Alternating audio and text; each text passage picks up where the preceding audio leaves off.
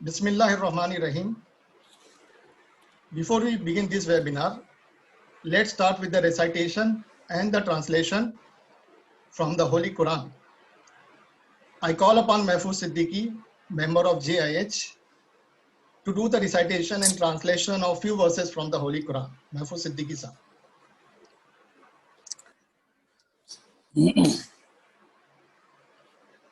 أعوذ بالله من الشيطان الرجيم بسم الله الرحمن الرحيم ثم إني دعوتهم جهارا ثم إني أعلنت لهم وأسررت لهم إسرارا فقلت استغفروا ربكم إنه كان غفارا يرسل السماء عليكم مدرارا ويمددكم بأموال وبنين ويجعل لكم جنات ويجعل لكم أنهارا ما لكم لا ترجون لله وقارا وقد خلقكم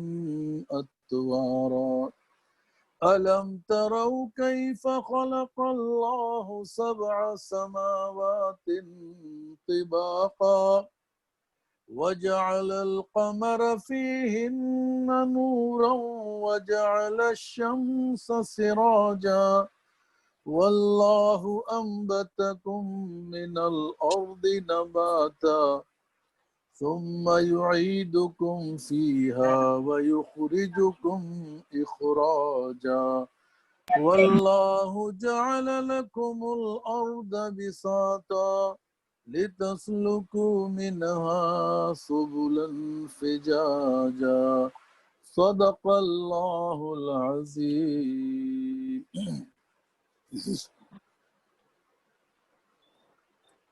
अल्लाह के नाम से जो बड़ा मेहरबान और दयालु है। मैंने अभी कुरान की सूरह नूह जो है उसके कुछ वर्सेस पढ़े हैं, वर्स नंबर 8 से लेके 20 तक। अब इन वर्सेस का ट्रांसलेशन जो है आप सुने।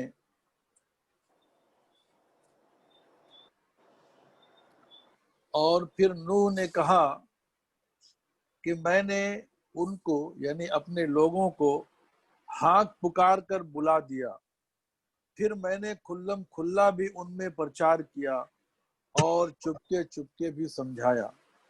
मैंने कहा अपने पालनहार से माफी मांगो, बेशक वो बड़ा माफ करने वाला है।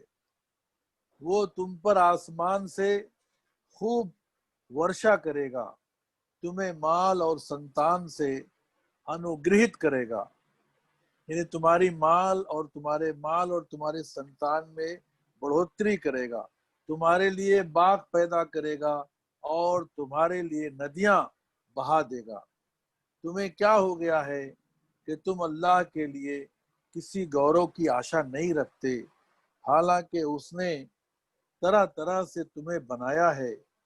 क्या तुम देखते नहीं हो कि अल्लाह ने किस तरह से 7 आसमान एक दूसरे के ऊपर तले बनाए और उनमें चांद को प्रकाश और सूर्य को प्रदीप बनाया, और अल्लाह ने तुमको जमीन से अद्भुत रूप से उगाया, फिर वो तुम्हें इसी जमीन में वापस ले जाएगा और इससे अचानक तुमको निकाल खड़ा करेगा।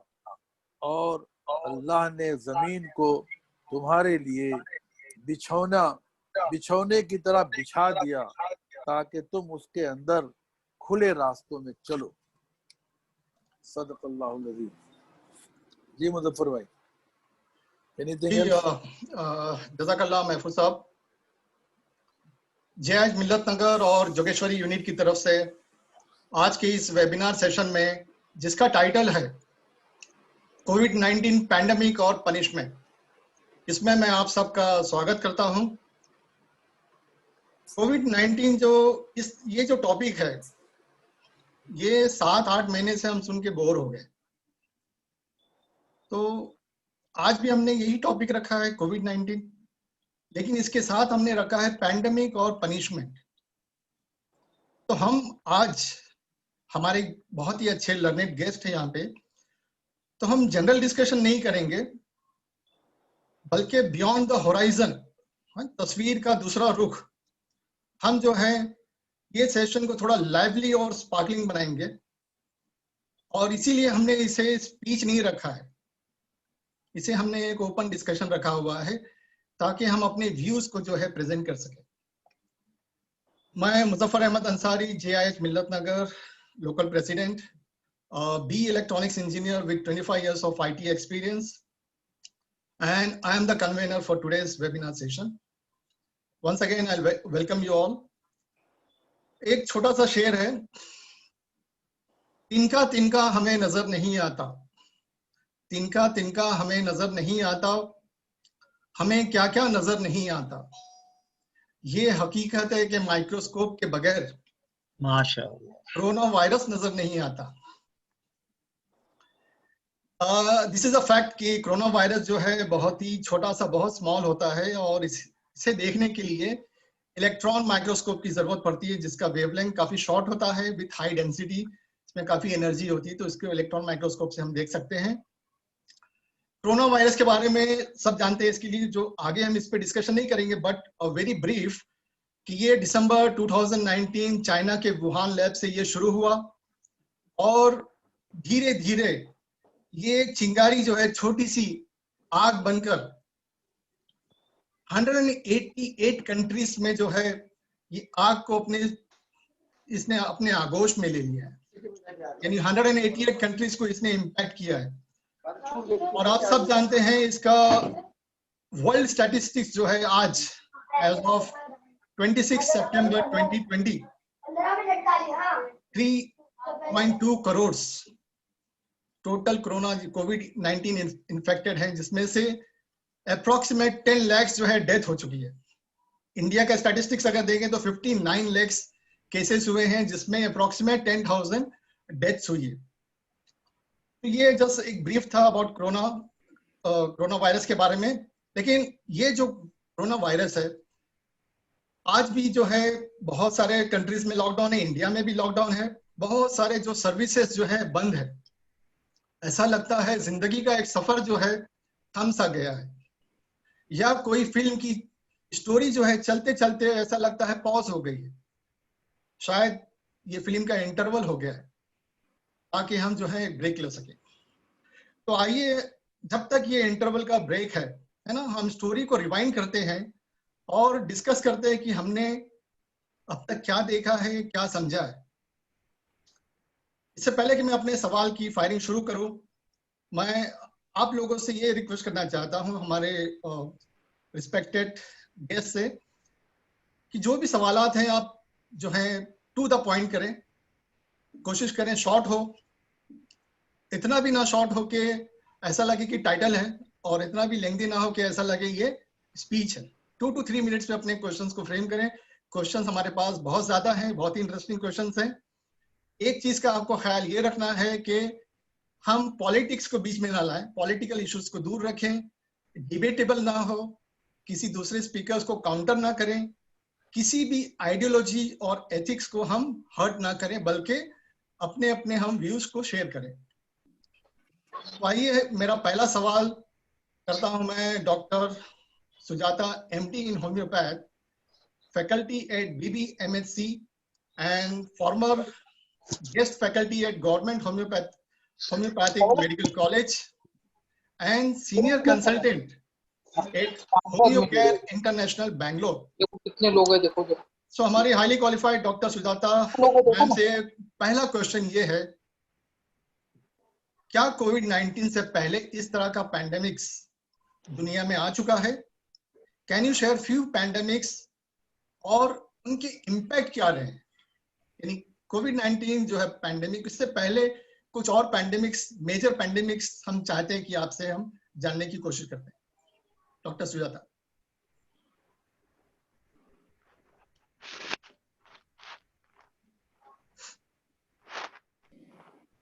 Good evening, everyone. If I am permitted to speak in English. I am very much fine. No problem. It's all right. I will try to come also in Hindi. You can do some combination. Okay. First of all, it's a privilege and an honor to be among all of you. And my heartfelt gratitude to Dr. Tazeen Acharwala for giving me an opportunity to be among you people. Thank you so much. Okay, so as you are asking me, like, yeah, COVID-19, as you say, literally we are all shut down. You know, we are at a pause right now. But this is not something which has come first time into this kind of, into our existence. These kind of viruses have been there previously also, very recently, in the year somewhere, 2002. There was another virus known as SARS-CoV, COVID virus, that is severe acute respiratory syndrome COVID virus. This was somewhere in the year 2002. Uh, this also was actually declared as an pandemic. Pandemic declare किया गया था, लेकिन इसका इतना मतलब लोगों के नहीं हुआ बिकॉज उसका transmission rate was very less, तो इसलिए it did not affect many people, so there were not many cases reported. And there was similar one known as MERS coronavirus, that is Middle East respiratory syndrome coronavirus. Iska bhi, it was still hai, I mean, it is not yet contained, it is still there. But then iska effect itna nahi ki sab log COVID karte fire. But nowadays this COVID-19, why we are so much talking about COVID-19 is because this virus is very fast spreading. You know, इसका हम लोग क्या बोलते हैं, the reproduction number, RO, what we say, the reproduction number, that is the rate of disease transmission, is so much that within a short period, as you already mentioned the statistics, it has reached more than 200 countries. And the statistics what you are giving, till today we are having more than 3 crores of cases. And the recovery rate also is very high, and the death rate also is very high. Comparatively, this virus and the previous virus what I have quoted, if you see the pathogenic, मतलब उसका असर अपने health पे ना, if you see, the previous two were more dangerous, उसका mortality rate was even more higher. But because the transmission rate of this present COVID virus is so high, many people are getting infected. That is the reason there is a total shutdown in our environment. So these were the two other viruses which were already there.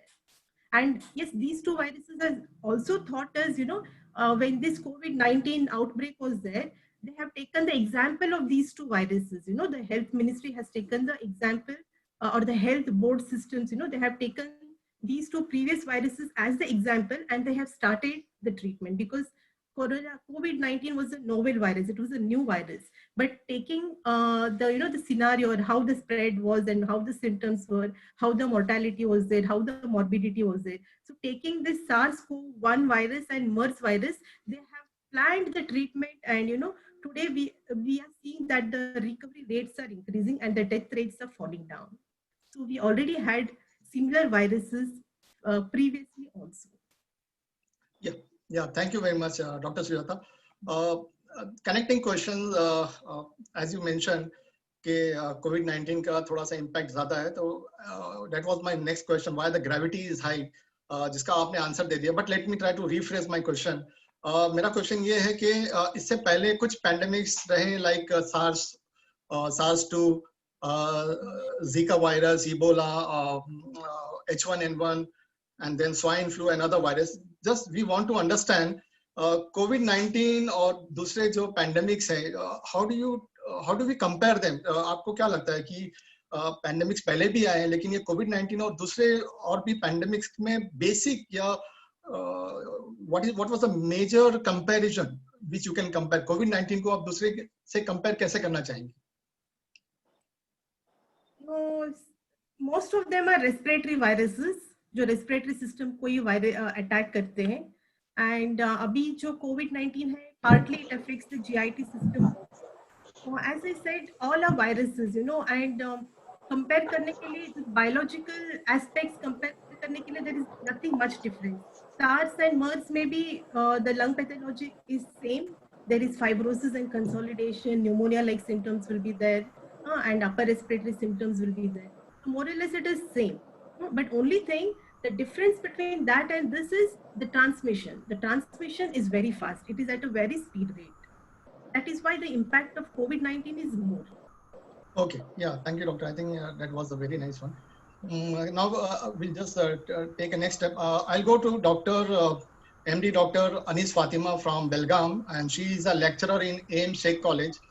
Doctor Anees Fatima, आपसे मेरा ये सवाल है कि क्या आपके पास कोई कोविड-19 का पेशेंट आया और आपने, because you are from homeopath, तो आपका ट्रीटमेंट क्या रहा उसे?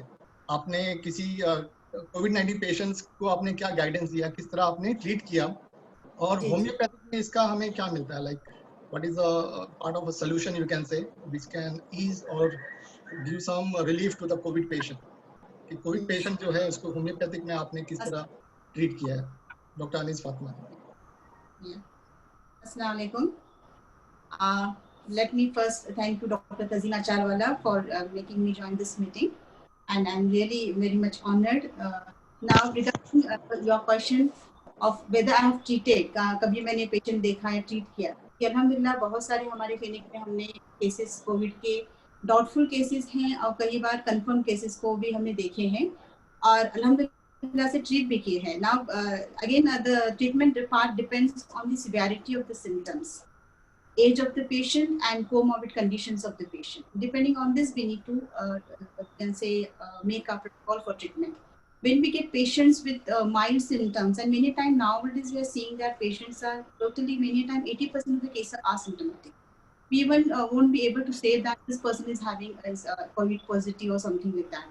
Many times we see in clinic asymptomatic patients are coming, and you can say their family members who are elders or having comorbidity, they come out with the symptoms, and when we see that that person become positive, and again when we screen out the whole family, we see so many patients are positive.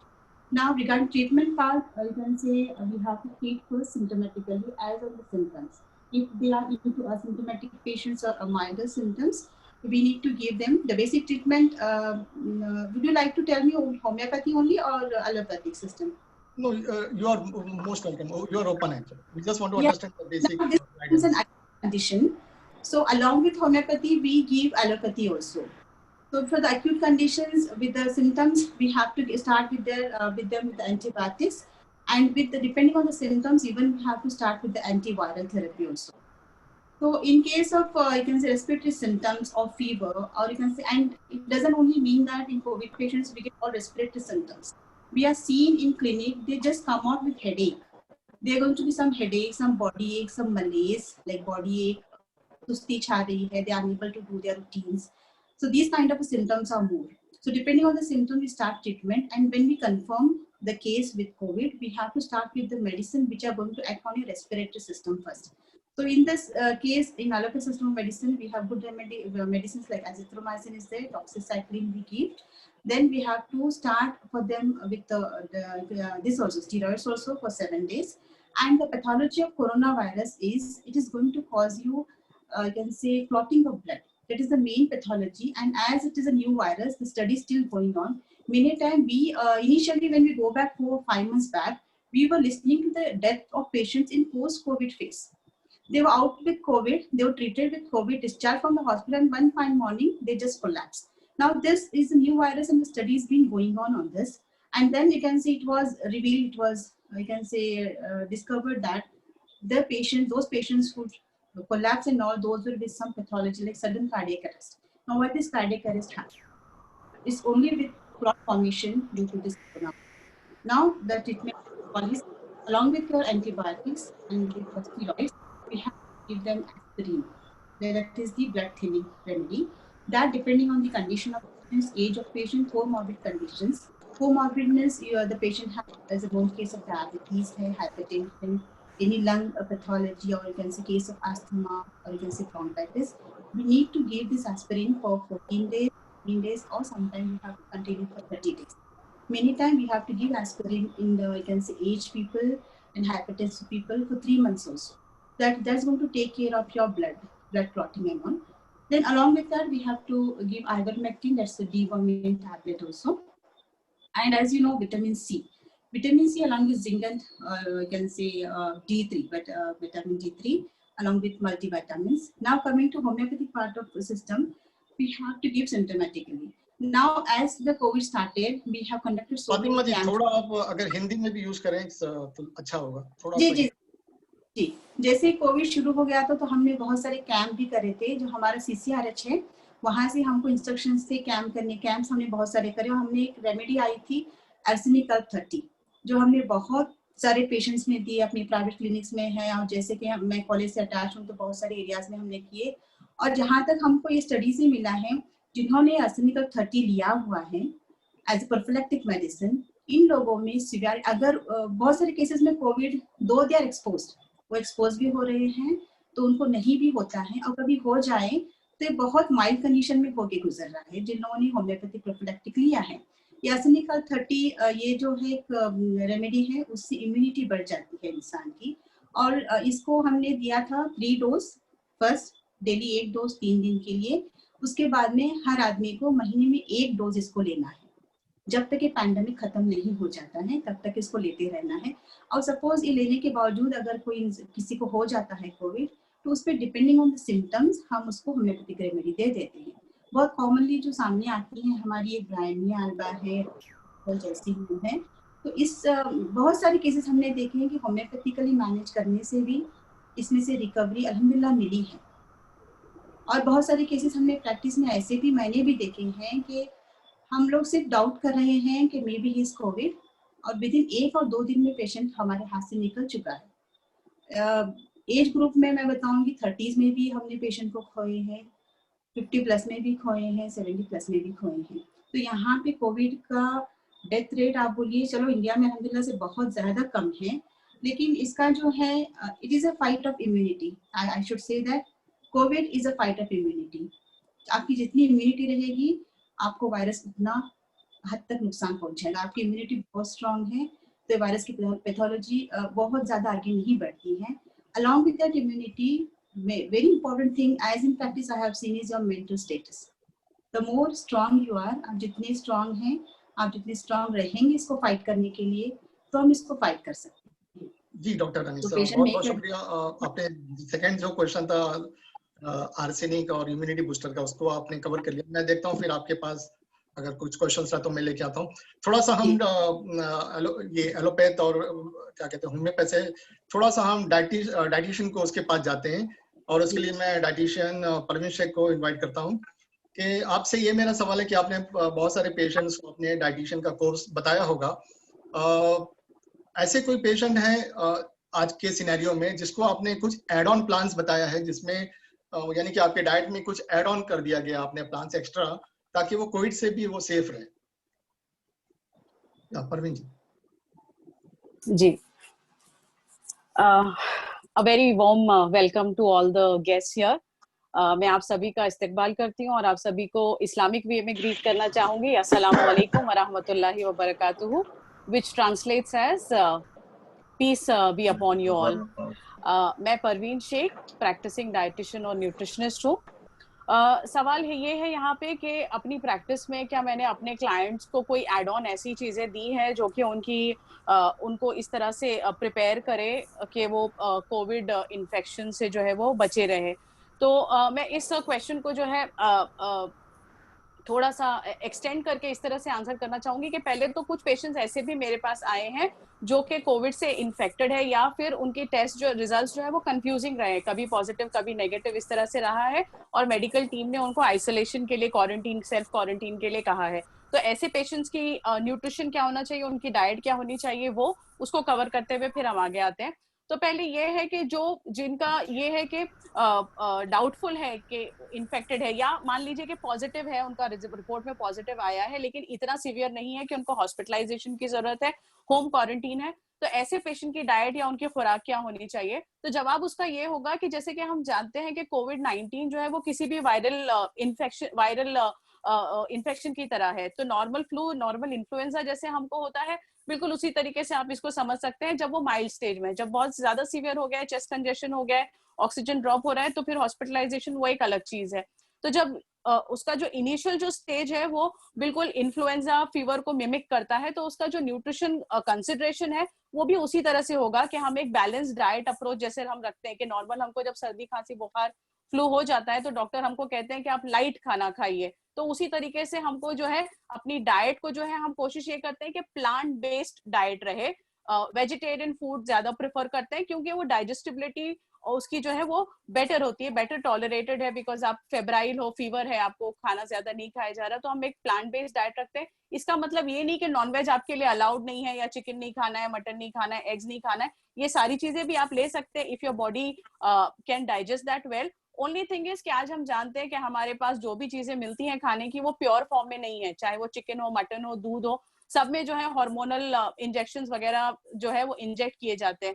तो इस वजह से जब हमारी immunity already compromise है तो हम नहीं चाहते कि ये सारी चीजें बॉडी की इम्यूनिटी को और कॉम्प्रोमाइज करे, इसलिए हम प्लांट बेस्ड डाइट प्रेफर करते हैं। बैलेंस डाइट हो जहाँ पे फ्रूट्स एंड वेजिटेबल्स की क्वांटिटी ज्यादा हो, variety of fruits, coloured fruits and vegetables हो, इम्यून बूस्टिंग न्यूट्रिएंट्स जैसे कि अभी डॉक्टर ने बताया vitamin B, vitamin D, vitamin E, folic acid, zinc, selenium, ये सारे न्यूट्रिएंट्स जो है इनके फूड सोर्सेज जैसे कि पल्सेस हैं, होल ग्रेन्स हैं, सीरियल्स हैं, डेयरी प्रोडक्ट्स हैं, तो ये सारी सोर्सेज से हम डाइट को बैलेंस करते हैं। अब यहाँ पे हमको ये समझना है कि food is just one part, आपको बाकी की चीजें आपको होलिस्टिक अप्रोच रखेंगे तभी हमारी हीलिंग फास्टर होती है, जिसमें हमारी स्लीप मैटर करती है कि 8 घंटे की नींद हमारे लिए जरूरी है, फिजिकल एक्टिविटी के बिल्कुल बेड रिडन नहीं रहे बल्कि घर में ही जितनी एक्टिविटी हम कर सकते हैं फिजिकली एक्टिव रहे, उससे क्या होता है कि हमारे स्ट्रेस हार्मोन्स कम होते हैं और हमारी जो रिकवरी जो है वो फास्टर होती है। Hydration, drinking lot of water in the form of plain water या फिर नारियल पानी है, फ्रूट जूसेस हैं, 100% fruit juices without addition of any sugar, तो लिक्विड हाइड्रेशन हमारा बेटर है। So food, your water, your physical activity and your sleep, ये चारों कंपोनेंट्स का ध्यान हमको रखना होता है जब हम सेल्फ क्वारंटीन में हैं। So this is one part. Second part is कि हम किसी डाइट को कैसे सप्लीमेंट करेंगे कि वो प्रोएक्टिवली जो है वो कोविड इन्फेक्शन के लिए रेडी हो। सबसे पहले तो हमको यहाँ पे जो बज वर्ड है इम्यूनिटी, उसको समझना है कि इम्यूनिटी बेसिकली बॉडी का नेचुरल डिफेंस मैकेनिज्म है।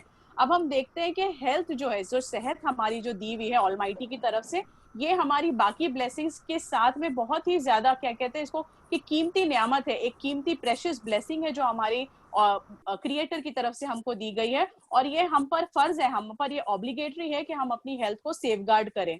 हम देखते हैं कि हमारे पैगंबर मोहम्मद जिनके एग्जाम्पल को हम फॉलो करते हैं, उनकी टीचिंग्स में से एक ये है कि आपने फरमाया कि जब हम रिसरेक्शन में, लाइफ आफ्टर डेथ में, जो हमारा फेथ हमको सिखाता है, हम बिलीव करते हैं कि जब हम दोबारा उठाए जाएंगे तो जो हमसे सवाल किया जाएगा उसमें हमसे जरूर पूछा जाएगा, अल्लाह ताला पूछेंगे कि क्या हमने तुम्हारे जिस्म को सेहतमंद नहीं बनाया था और क्या हमने ठंडे पानी से तुम्हारी प्यास नहीं बुझाई थी।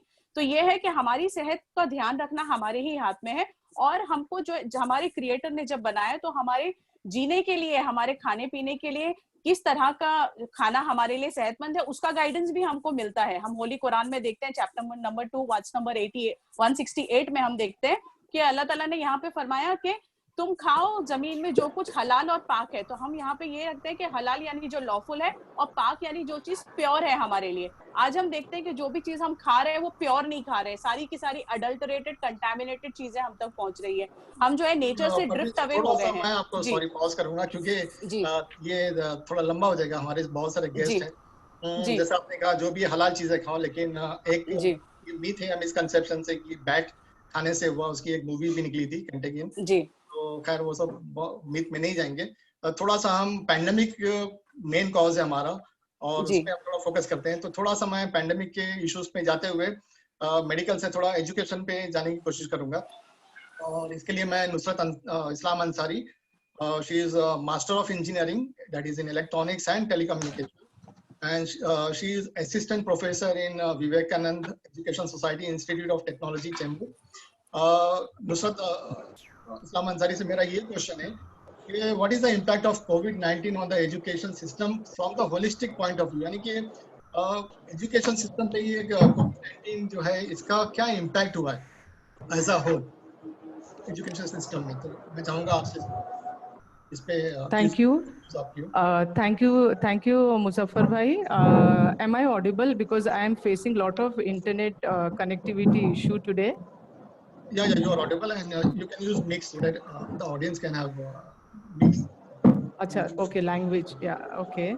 Okay. First of all, yeah, I would like to thanks to the organizing team for organizing such a awareness program. Secondly, since I'm from a teaching background, I would like to focus more on as we all are facing this pandemic situation. So this pandemic has brought everything to a standstill, like whether it is business, whether it is economic. Same the case with education also. But we say that yeah, the education, the learning process is going on. Yes, you can say that it is going on. But see, I'm a professor on daily basis. I take a lecture. When I am delivering the lecture in the classroom, at times I feel that only I am teaching, and there is no student, because I am in the teaching field from pretty long time. So मुझे ऐसा लगता है कि सिर्फ मैं ही बोलती जा रही हूँ. स्टूडेंट्स जो क्लास में डाउट आते हैं, कुछ स्टूडेंट्स तो कनेक्टिविटी इशू की वजह से वो डाउट पूछ नहीं पाते हैं, वो चैट बॉक्स में डाल देते हैं. कभी कभी किसी का माइक नहीं चल रहा होता है, मतलब हार्डवेयर इशू, कोई सा भी इशू हो. So the point I want to bring here is like the 100% delivery जो हमको सेटिस्फैक्शन मिलता था when I used to come out of the classroom after 1 hour lecture, कि yes, my 95% of the students have listened to me and they have understood. But that feeling we are not getting here. So, and the students are also, there are students, I'm talking about engineering background. The students are very serious about their studies. So they literally listen and sit for every lecture. So according to me, this online learning, yeah, this is an alternative, of course, but this cannot replace the face-to-face classroom learning that we used to have. So during this pandemic situation, in this, what I have observed, like, you know, in just now the education system, they have, you know, rescheduled the exam. So students are emotionally very much disturbed by rescheduling of this exam, as because they have certain mindset. With that mindset, they do preparation. So if there is lot of change and lot of variation in the schedule, that also disturbs them a lot. So somehow as a faculty, as a teacher, we feel that this pandemic is you know, actually disturbing the students, the impact that they have on the students. It is really having a not a very good impact. Emotionally the students are disturbed. As I'll give you one example, bhai, just now, हाँ, अभी हमारा 8th semester का क्या हुआ, हमारे college में पहले declare हो गया था. इनिशियली आप लोग ने, सब लोग ने पढ़ा होगा कि पहले डिक्लेयर हुआ कि शायद अभी एग्जाम्स नहीं होंगे, एंड यू कैन, सब लोग प्रमोट हो गए नेक्स्ट ईयर में. ऐसे ही हम लोग ने इंजीनियरिंग में एज्यूम किया. लेकिन अभी यूनिवर्सिटी ने इन द मंथ ऑफ सितंबर उन्होंने कहा कि अब एग्जाम होंगे 8th सेमेस्टर के. So now all of sudden जो स्टूडेंट को लगा था हम पास आउट हो गए हैं 8th सेमेस्टर, मतलब वो लास्ट सेमेस्टर, लास्ट सेम में वो 8th सेमेस्टर में थे, तो उनको लगा वो पास आउट हो गए. But now in the month of सितंबर they have been asked to give the exam. और हमारा एग्जाम कैसा होता है, ओरल होता है, फिर थियोरी होता है. तो by that what I mean is, because of so many changes in the scheme and in the schedule, that disturbs the mental status of the students. Okay, so I think in the end I just like to conclude कि मैं last में बस इतना ही कहना चाहूंगी कि ये online class जो है ये एज अ सब्स्टिट्यूट है इस पैंडेमिक के लिए. Let us all pray to our creator that you know he will forgive us and we come out of this situation. But face to face classroom training cannot be replaced by this factor. Yeah, by thank this you, online.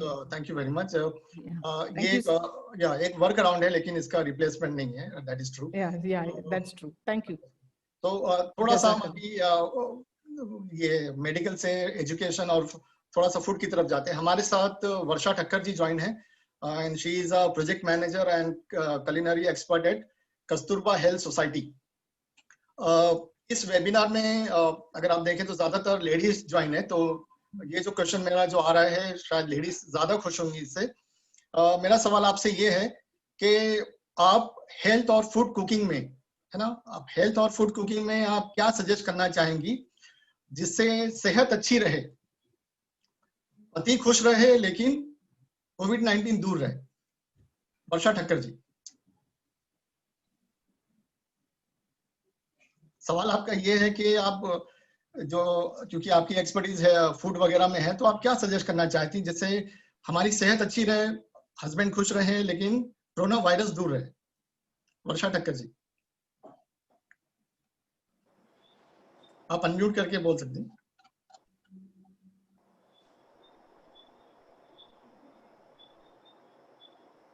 Hello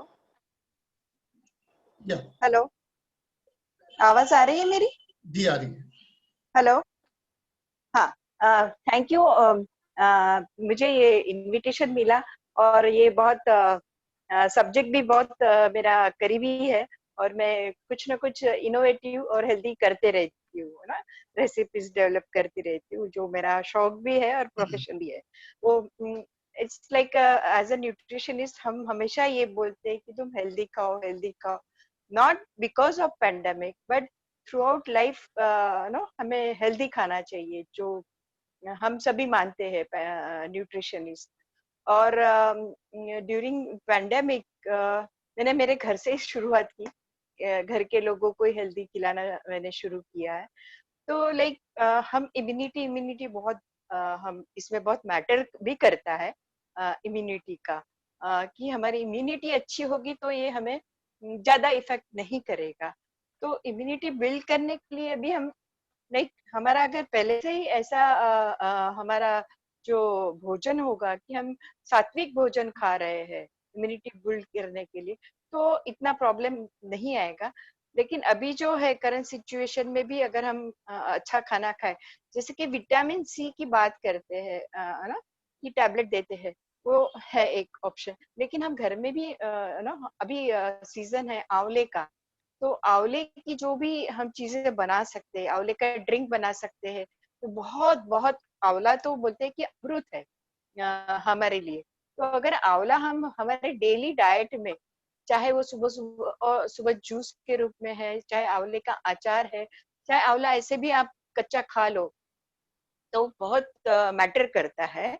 और through out आंवले की season में हम जितना भी आंवला खा सके हमें खाना चाहिए, not only this during this pandemic but other भी जो भी हमारे छोटे मोटे वायरसेस बैक्टीरिया जो भी है आते रहते हैं, तो उनसे हमें ना रोग प्रतिकार शक्ति जिसको बोलते हैं, इम्यूनिटी जिसको बोलते हैं, वो बहुत स्ट्रांग होती है। और दूसरी चीज है कि हम ज्यादातर वाइट जो भी है लाइक मैदा है, शुगर है, यू नो ये बहुत इसका इल इफेक्ट होता है हमारे बॉडी पे और हेल्थ पे और इम्यूनिटी पे। तो जितना हो सके हम जंक फूड ना खाएं और मिलेट का इस्तेमाल करें। मिलेट यानी जो रागी, बाजरा, जवार, इसकी रोटी हम बना के खाएं, तो उससे भी हमारी इम्यूनिटी बहुत अच्छी होती है, स्ट्रांग होती है। और सिंपल जो डाइट है, घर का बना हुआ फ्रेश जो खाए, तो और हमारे एक भारत में हमें एक बहुत अच्छी कुदरत ने देन दी है, कुदरत की हमको बख्शिश है कि जो भी हमारे हर्ब्स है, जैसे तुलसी है, अदरक है, पुदीना है, और मसाले जो है हमारे कि जो जिससे हम वैसे हमारे खाने में होते ही है, लेकिन उससे हमारी इम्यूनिटी बहुत अच्छी है। लाइक अगर हम कंपेयर करें दूसरे देशों से, अमेरिका से, तो हमारा जो रिकवरी रेट बहुत अच्छा है। तो उसकी वजह शायद ये भी है कि हम हमारे रोज के खाने में ये सब चीजें शामिल होती है। लाइक हमारी चाय में अदरक और पुदीना के बिना हमारी चाय नहीं होती, रूटीन में भी। तो ये सब जो भी है कि हम ज्यादा से ज्यादा उसका हम इस्तेमाल करें, जैसे तुलसी है, अदरक है, और जो चाय होती है, घास वाली चाय होती है, और हमारे सारे मसाले अभी हम अगर हम देखेंगे मालेगांव में जो हुआ बहुत बड़ा प्रॉब्लम हुआ और वहां फिर रिकवरी भी हो गई, तो बहुत एक पैटर्न भी हो गया मालेगांव काढ़ा करके, कि जिसमें ये सब हर्ब्स काढ़ा बना के उनको पिलाया गया, जो क्वारंटाइन सेंटर में है, इवन हॉस्पिटल में है, तो उससे भी बहुत रिकवरी हुई और वो तो बहुत कहते हैं ना कि स्पेशल हो गया। मालेगांव काढ़ा के नाम से ही उसे बुलाते हैं। वैसे ही आयुर्वेद में भी हमारे बहुत सारे हर्ब्स है और इसका इस्तेमाल हम ड्यूरिंग पैंडेमिक और इवन रेगुलर हमारी लाइफ में करेंगे तो हमारी इम्यूनिटी बिल्ड हो जाएगी, स्ट्रांग हो जाएगी। और यही है कि इम्यूनिटी स्ट्रांग होगी, इट्स लाइक हमारी बॉडी में जो सिपाही का काम करती है कि वो फाइट करती है जो भी वायरसेस है, तो वायरस हमारा कुछ बिगाड़ नहीं सकती। तो ये है पॉजिटिव थिंकिंग, इम्यूनिटी स्ट्रांग रखना, अच्छा आहार लेना और अच्छी सोच रखना और बाकी भगवान का शुक्रिया अदा करते रहना, तो इससे हम बच सकते हैं और अभी तक बचे रहे हैं। तो आगे भी इस पैंडेमिक जल्दी खत्म हो जाए और हमारे रूटीन लाइफ में आए और आगे भी। अभी इससे तो हमको एक बहुत सीखने को मिला है कि हम हमारी जो हेल्थ के हम इतना ध्यान नहीं देते थे पहले, लेकिन अभी आजकल सभी बहुत कॉन्शियस हो गए हैं हेल्थ के लिए कि हमारी हेल्थ अच्छी हो, हमारी इम्यूनिटी अच्छी हो। तो ये सिलसिला आगे भी हमारी हेल्थ के लिए अगर हम कंटिन्यू करेंगे तो आगे भी हमें कोई प्रॉब्लम नहीं है। क्योंकि हम अगर देखते हैं लाइक इवन हमारे ऋषि मुनि या हमारे पूर्वज जो है, जो उनका खाना बहुत सात्विक था, बहुत अच्छा खाना खाते थे और वो लंबा जीते थे, बिना कोई रोग के जीते थे। तो इनसे हमको और लेकिन हम अभी थोड़ा मॉडर्न इसमें आ गए हैं, वेस्टर्नाइज आ गए हैं, पिज्जा पास्ता बर्गर ये सब खाते हैं जो कि बिल्कुल इम्यूनिटी के लिए अच्छा नहीं है, हमारे बॉडी के लिए अच्छा नहीं है। तो मैं सबको यही सजेस्ट करूंगी जो भी घर में बनता है सात्विक खाना खाए और अपना इम्यूनिटी का ख्याल रखें। शुक्रिया वर्षा ठक्कर जी। मैं समझता हूँ ये बहुत ज्यादा मेडिकल फोकस होते जा रहा है। थोड़ा सा हम अभी ट्विस्ट करते हैं क्योंकि हमारे इस आज के वेबिनार में हमारे कुछ फिल्म इंडस्ट्री से भी कुछ गेस्ट यहाँ पे मौजूद हैं, तो थोड़ा सा मैं क्वेश्चंस उनके तरफ पेश करने की कोशिश करता हूँ। मेरा सवाल जो है सोनी जी से है कि सोनी जी आपने काफी क्लोज में देखा होगा फिल्म इंडस्ट्री को, तो ऐसा सीन आपने कभी नहीं देखा होगा कि अचानक जो कोविड-19 आया और पूरी फिल्म इंडस्ट्री, पूरा मॉल, थिएटर्स सारे के सारे बंद हो गए। तो मेरा सवाल ये, क्या आपको ऐसा लगता है कि जिंदगी भी एक स्टोरी है और जिंदगी में एक ट्विस्ट आ गया है? आपको क्या लगता है इसके बारे में, कोविड पैंडेमिक के बारे में? सबसे पहले नमस्ते, सलाम वालेकुम, गुड इवनिंग टू हर किसी के लिए। और रोशन दीदी का शुक्रिया कि मुझे यहाँ पे बोलने का मौका दिया उन्होंने। देखा जाए तो ये इंडस्ट्री में जो मूवीज बनती हैं क्या है, ये सारी रियल हकीकत में जो जिंदगी में जो हो रहे हैं वाकई उसी को लेकर बनाई जाती हैं। कोई अपने ख्याल से तो बनाता नहीं, क्योंकि आपके आसपास में जो भी चल रही है, आप जितनी भी मूवीज देखेंगे, हर मूवी में आप देखेंगे कि हर एक चीज कहीं ना कहीं किसी न किसी की लाइफ से जुड़ी है। किसी की रियल लाइफ कोई बोलते हैं, लेकिन हम लोग बोलते हैं कि बायोपिक है, लेकिन देखा जाए तो हर एक स्टोरी बायोपिक है। हर किसी के घर में ये कहानियां चल रही हैं। तो अभी जो हालात चल रहे हैं, ऑफ कोर्स जिस तरह से पैंडेमिक ने असर किया है इंडस्ट्री का ही नहीं, पूरी दुनिया के हर प्रोफेशन को अफेक्ट किया है इसने, हर किसी पर असर हुआ है।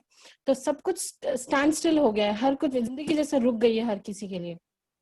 तो सिर्फ इंडस्ट्री नहीं है, मैं दोनों इंडस्ट्री की बात कर रही हूँ, क्योंकि जनरली मैं सेल्स कोऑर्डिनेटर भी हूँ और मेरी मैक्सिमम सारी की सारी पूरी फैमिली मेरी जो है इस इंडस्ट्री में काम करती है। तो मैं उन सबको भी देख रही हूँ। अभी जिस तरह से काम रुक गया है, हर कोई घर के अंदर बंद गया है, ऐसा लग रहा है जैसे कि वो जमाना आ गया कि सारी सहूलियत होते हुए भी हम लोग कुछ नहीं कर पा रहे हैं। We have all the benefits, हर एक चीज। अभी हम लोग बोलते हैं हम लोग ने प्रोग्रेस किया है, लेकिन अभी जो हालात है उसमें हम कहीं कुछ नहीं कर पा रहे हैं, सब कुछ बंद हो गया है। और इंडस्ट्री में सबसे ज्यादा जो लोग डेली वेजेस पर हैं, सिर्फ इंडस्ट्री नहीं बाहर भी जितने भी डेली वेजेस पर हैं, उन सब पर असर हुआ है। अभी कई लोग भूखे मर रहे हैं, कई लोगों के पास खाने को पैसे नहीं है, खाने के लिए कुछ अनाज नहीं है। तो इसने हर किसी को इफेक्ट किया है, हर किसी के ऊपर इसका असर हुआ है।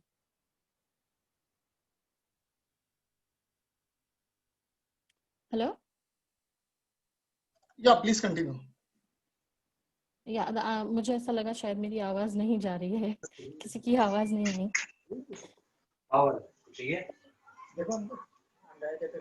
या कंटिन्यू करिए प्लीज। किसी ने अपना शेयर किया उसको डिस्कनेक्ट कर दें।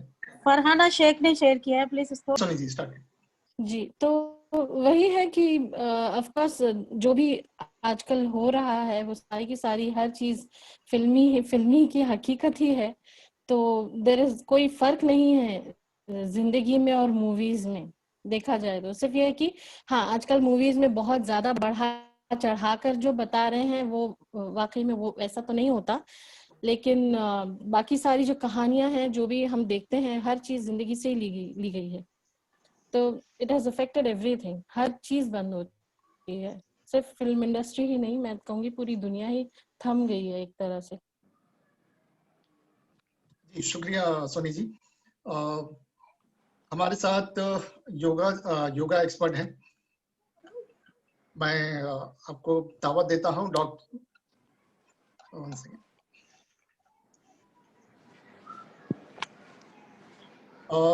मेरे साथ हमारे साथ अतीशा असरानी जी हैं, योगा इंस्ट्रक्टर।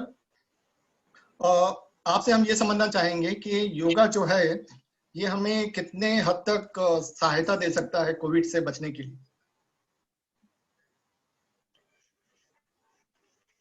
जो मीटिंग सॉरी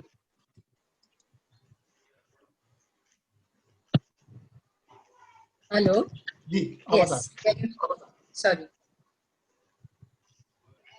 हाँ बोलिए। मेरा सवाल ये है कि आप योगा इंस्ट्रक्टर हैं, तो योगा जो है it is about physical mental, it is about breathing techniques, जिससे हमें काफी हमारे बॉडी को इससे फायदा होता है। मेरा कहने का मतलब है कि ये कोरोना में भी कोविड को भी अवॉइड कर सकता है, इससे हमको कुछ हेल्प मिल सकती है योगा से। डेफिनेटली योगा से फिजिकली आपकी जो मूवमेंट्स होती है आसन, अभी हम फिर भी घर में लॉक हो गए सब कोई, तो फिजिकल आसन जो हम करते हैं दे आर लाइक एक्सरसाइजेस, पर आसन जो है वो ब्रीदिंग के साथ होते हैं, तो हमारा ऑक्सीजन बढ़ाता है और जो हमारे शरीर के अंदर टॉक्सिन्स और कार्बन डाइऑक्साइड है वो भी सांस छोड़ते हुए हम ये आसन करते हैं तो वो भी सारे निकल जाते हैं। So there is a continuous process of inhaling oxygen more and exhaling all the carbon dioxide and toxins. तो फिजिकली तो ये हो गया। फिर प्राणायाम जो हम करते हैं, प्राणायाम वो हमारी सांसों के लिए है। सो कोविड जैसे है कि नोज से शुरू होता है और लंग्स में जहां अटक जाता है चेस्ट कंजेशन, तभी कोविड इंक्रीजेस एंड देन उसके जो रिजल्ट्स होते हैं थोड़े मतलब अनचाहे रिजल्ट्स हो जाते हैं। So that is why when you do pranayams तो हमारी लंग की कैपेसिटी जो है वो काफी स्ट्रांग हो जाती है और हमारे अंदर intake of oxygen is more, तो उसकी वजह से इम्यूनिटी हमारी बढ़ जाती है। तो हमारे पास मतलब जो शरीर पे आने वाला है पहले नाक से लेके, बिकॉज हमारी सांसों में ऑलरेडी ऑक्सीजन लेवल, हमारे शरीर में ऑक्सीजन हर एक सेल में गया है through the asanas and through प्राणायाम्स। That is why I feel कि आसन और प्राणायाम तो खास हर किसी को अनुलोम विलोम, डीप ब्रीदिंग वो सब करना ही चाहिए to increase your immunity, specially हमारी लंग की कैपेसिटी जो है वो इंक्रीज करनी है। प्राणायाम से जो जनरली हमारी लंग कैपेसिटी कैसी होती है, इट्स ओनली 10 to 20% हम अपने लंग्स को यूज करते हैं। अगर लंग्स जो नीचे के हिस्से होते हैं 7 करोड़ सेल्स है, तो उसमें से hardly 2 crore cells are used. तो अगर हम पूरी तरह से सांस लेना सीख जाए तो we can make maximum use of our body. हम अपने शरीर में पूरी तरह से ऑक्सीजन हर एक सेल को प्रोवाइड कर सकते हैं और शरीर के अंदर जो सेल्स में जो भी कचरा भर गया है, टॉक्सिन्स भर गए, कार्बन डाइऑक्साइड रह गया है, वो पूरी तरह से बाहर निकाल सकते हैं। तो इसी तरह हम अपनी इम्यूनिटी को भी एकदम स्ट्रॉन्ग कर सकते हैं। We can prevent any sickness, not only Covid, I can tell even cancer can be prevented. Plus diet is very important, जैसे परवीन जी ने और वर्षा जी ने कहा है, डाइट भी मेंटेन करना जरूरी है। जितना सिंपल खाना खाएंगे, जितनी सादगी से हम अपना घर का बना खाएंगे, दैट विल बी मतलब एक एडिशनल हेल्प हो जाएगा। मतलब वो भी इम्पोर्टेंट है, इतना ही इक्वली इम्पोर्टेंट खाना भी। But breathing is very very important, मतलब the right technique of breathing. जी बहुत बहुत शुक्रिया। हमारे साथ गीता मल्होत्रा जी भी हैं यहाँ पे।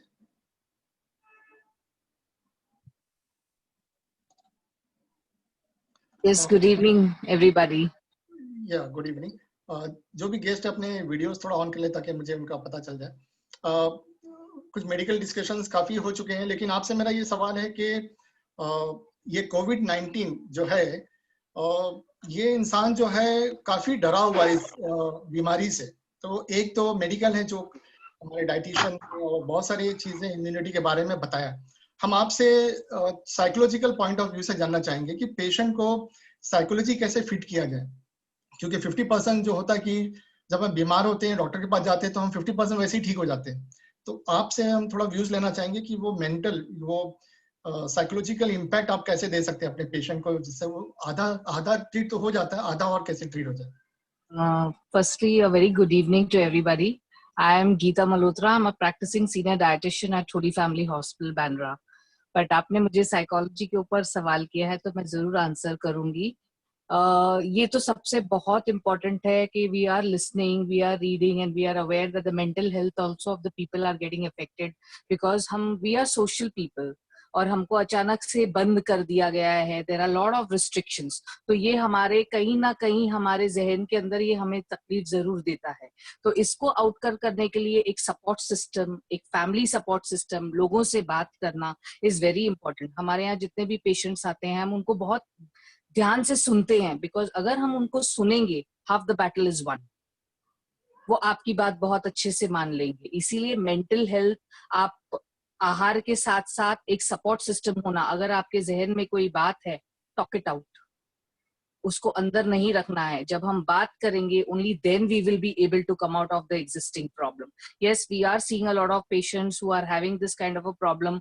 The most important thing that we are doing vigorously is that we are counseling them time and again, and we are following up them not only with the patient itself but with the family also, so that वो भी patient हमारे पास शायद आधे घंटे के लिए आएगा एक डाइट चार्ट लेने के लिए, अपनी मानसिक तकलीफ बताने के लिए, अपनी मेंटल हेल्थ के बारे में भी वो डिस्कस करते हैं। बहुत से लोग होते हैं, the failure in the diet is not because they can not follow the diet, but there are other issues attached to them, जैसे फाइनेंशियल इश्यूज है, इमोशनल इश्यूज हैं, फिजिकल लिमिटेशंस हैं, घर में कमाने वाला एक इंसान है, पीपल आर डाउनसाइजिंग, जॉब्स जा रही हैं, it's the entire lot of areas are affected. I think a lot of people have already spoken about it, but yes, I firmly believe that every person should have a very patient hearing. हमको patience रखना है, counseling करना है, and जहां पर हम देखते हैं कि इसको सहारे की जरूरत है, हमें वहां उसको direct करना है to get the right treatment, the right support at the right time. Yeah, fantastic. Yeah, thank you very much. अब हम थोड़ा सा नेक्स्ट स्टेप पे जाते हैं। I think everybody has heard, as per Albert Einstein, science without religion is lame and religion without science is blind. यानी जो science है वो रिलीजन के बगैर कह सकते हैं कि वो अपाहिज है, और रिलीजन जो है साइंस को अगर बाईपास करता है तो इट इज लाइक कि वो अंधा है। हम रिलीजन को भी थोड़ा बाईपास नहीं कर सकते, और वो हमारा सेकंड टॉपिक है, पैंडेमिक और पनिशमेंट। तो उसकी तरफ हम थोड़ा सा फोकस करते हैं, और इसके लिए मैं शैली फर्नांडिस जी को मैं इनवाइट करता हूं। Shaily Fernandes, she is a social activist, और मेरा सवाल आपसे ये है कि what are your views of this pandemic situation from a religious perspective. यानी ये पैंडेमिक जो है, हम आपसे अभी तक हमने बहुत सुना मेडिकल और बहुत सारे फिजिकल सुना, लेकिन हम आपसे ये सुनना चाहते हैं कि इसका कोई रिलीजियस पर्सपेक्टिव में भी इसका कोई बैकग्राउंड में कुछ इंफॉर्मेशन है इस तरह के पैंडेमिक्स के बारे में फ्रॉम रिलीजियस पर्सपेक्टिव। शैली फर्नांडिस।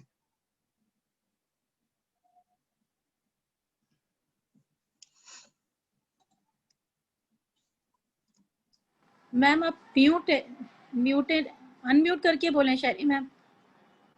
या okay, now you are audible. Hello, हाँ मैम, आप हम सुन सकते हैं आपको। Hello, yes we can hear you. Hello, yeah Shaily ma'am, आपकी आवाज आ रही है। हेलो,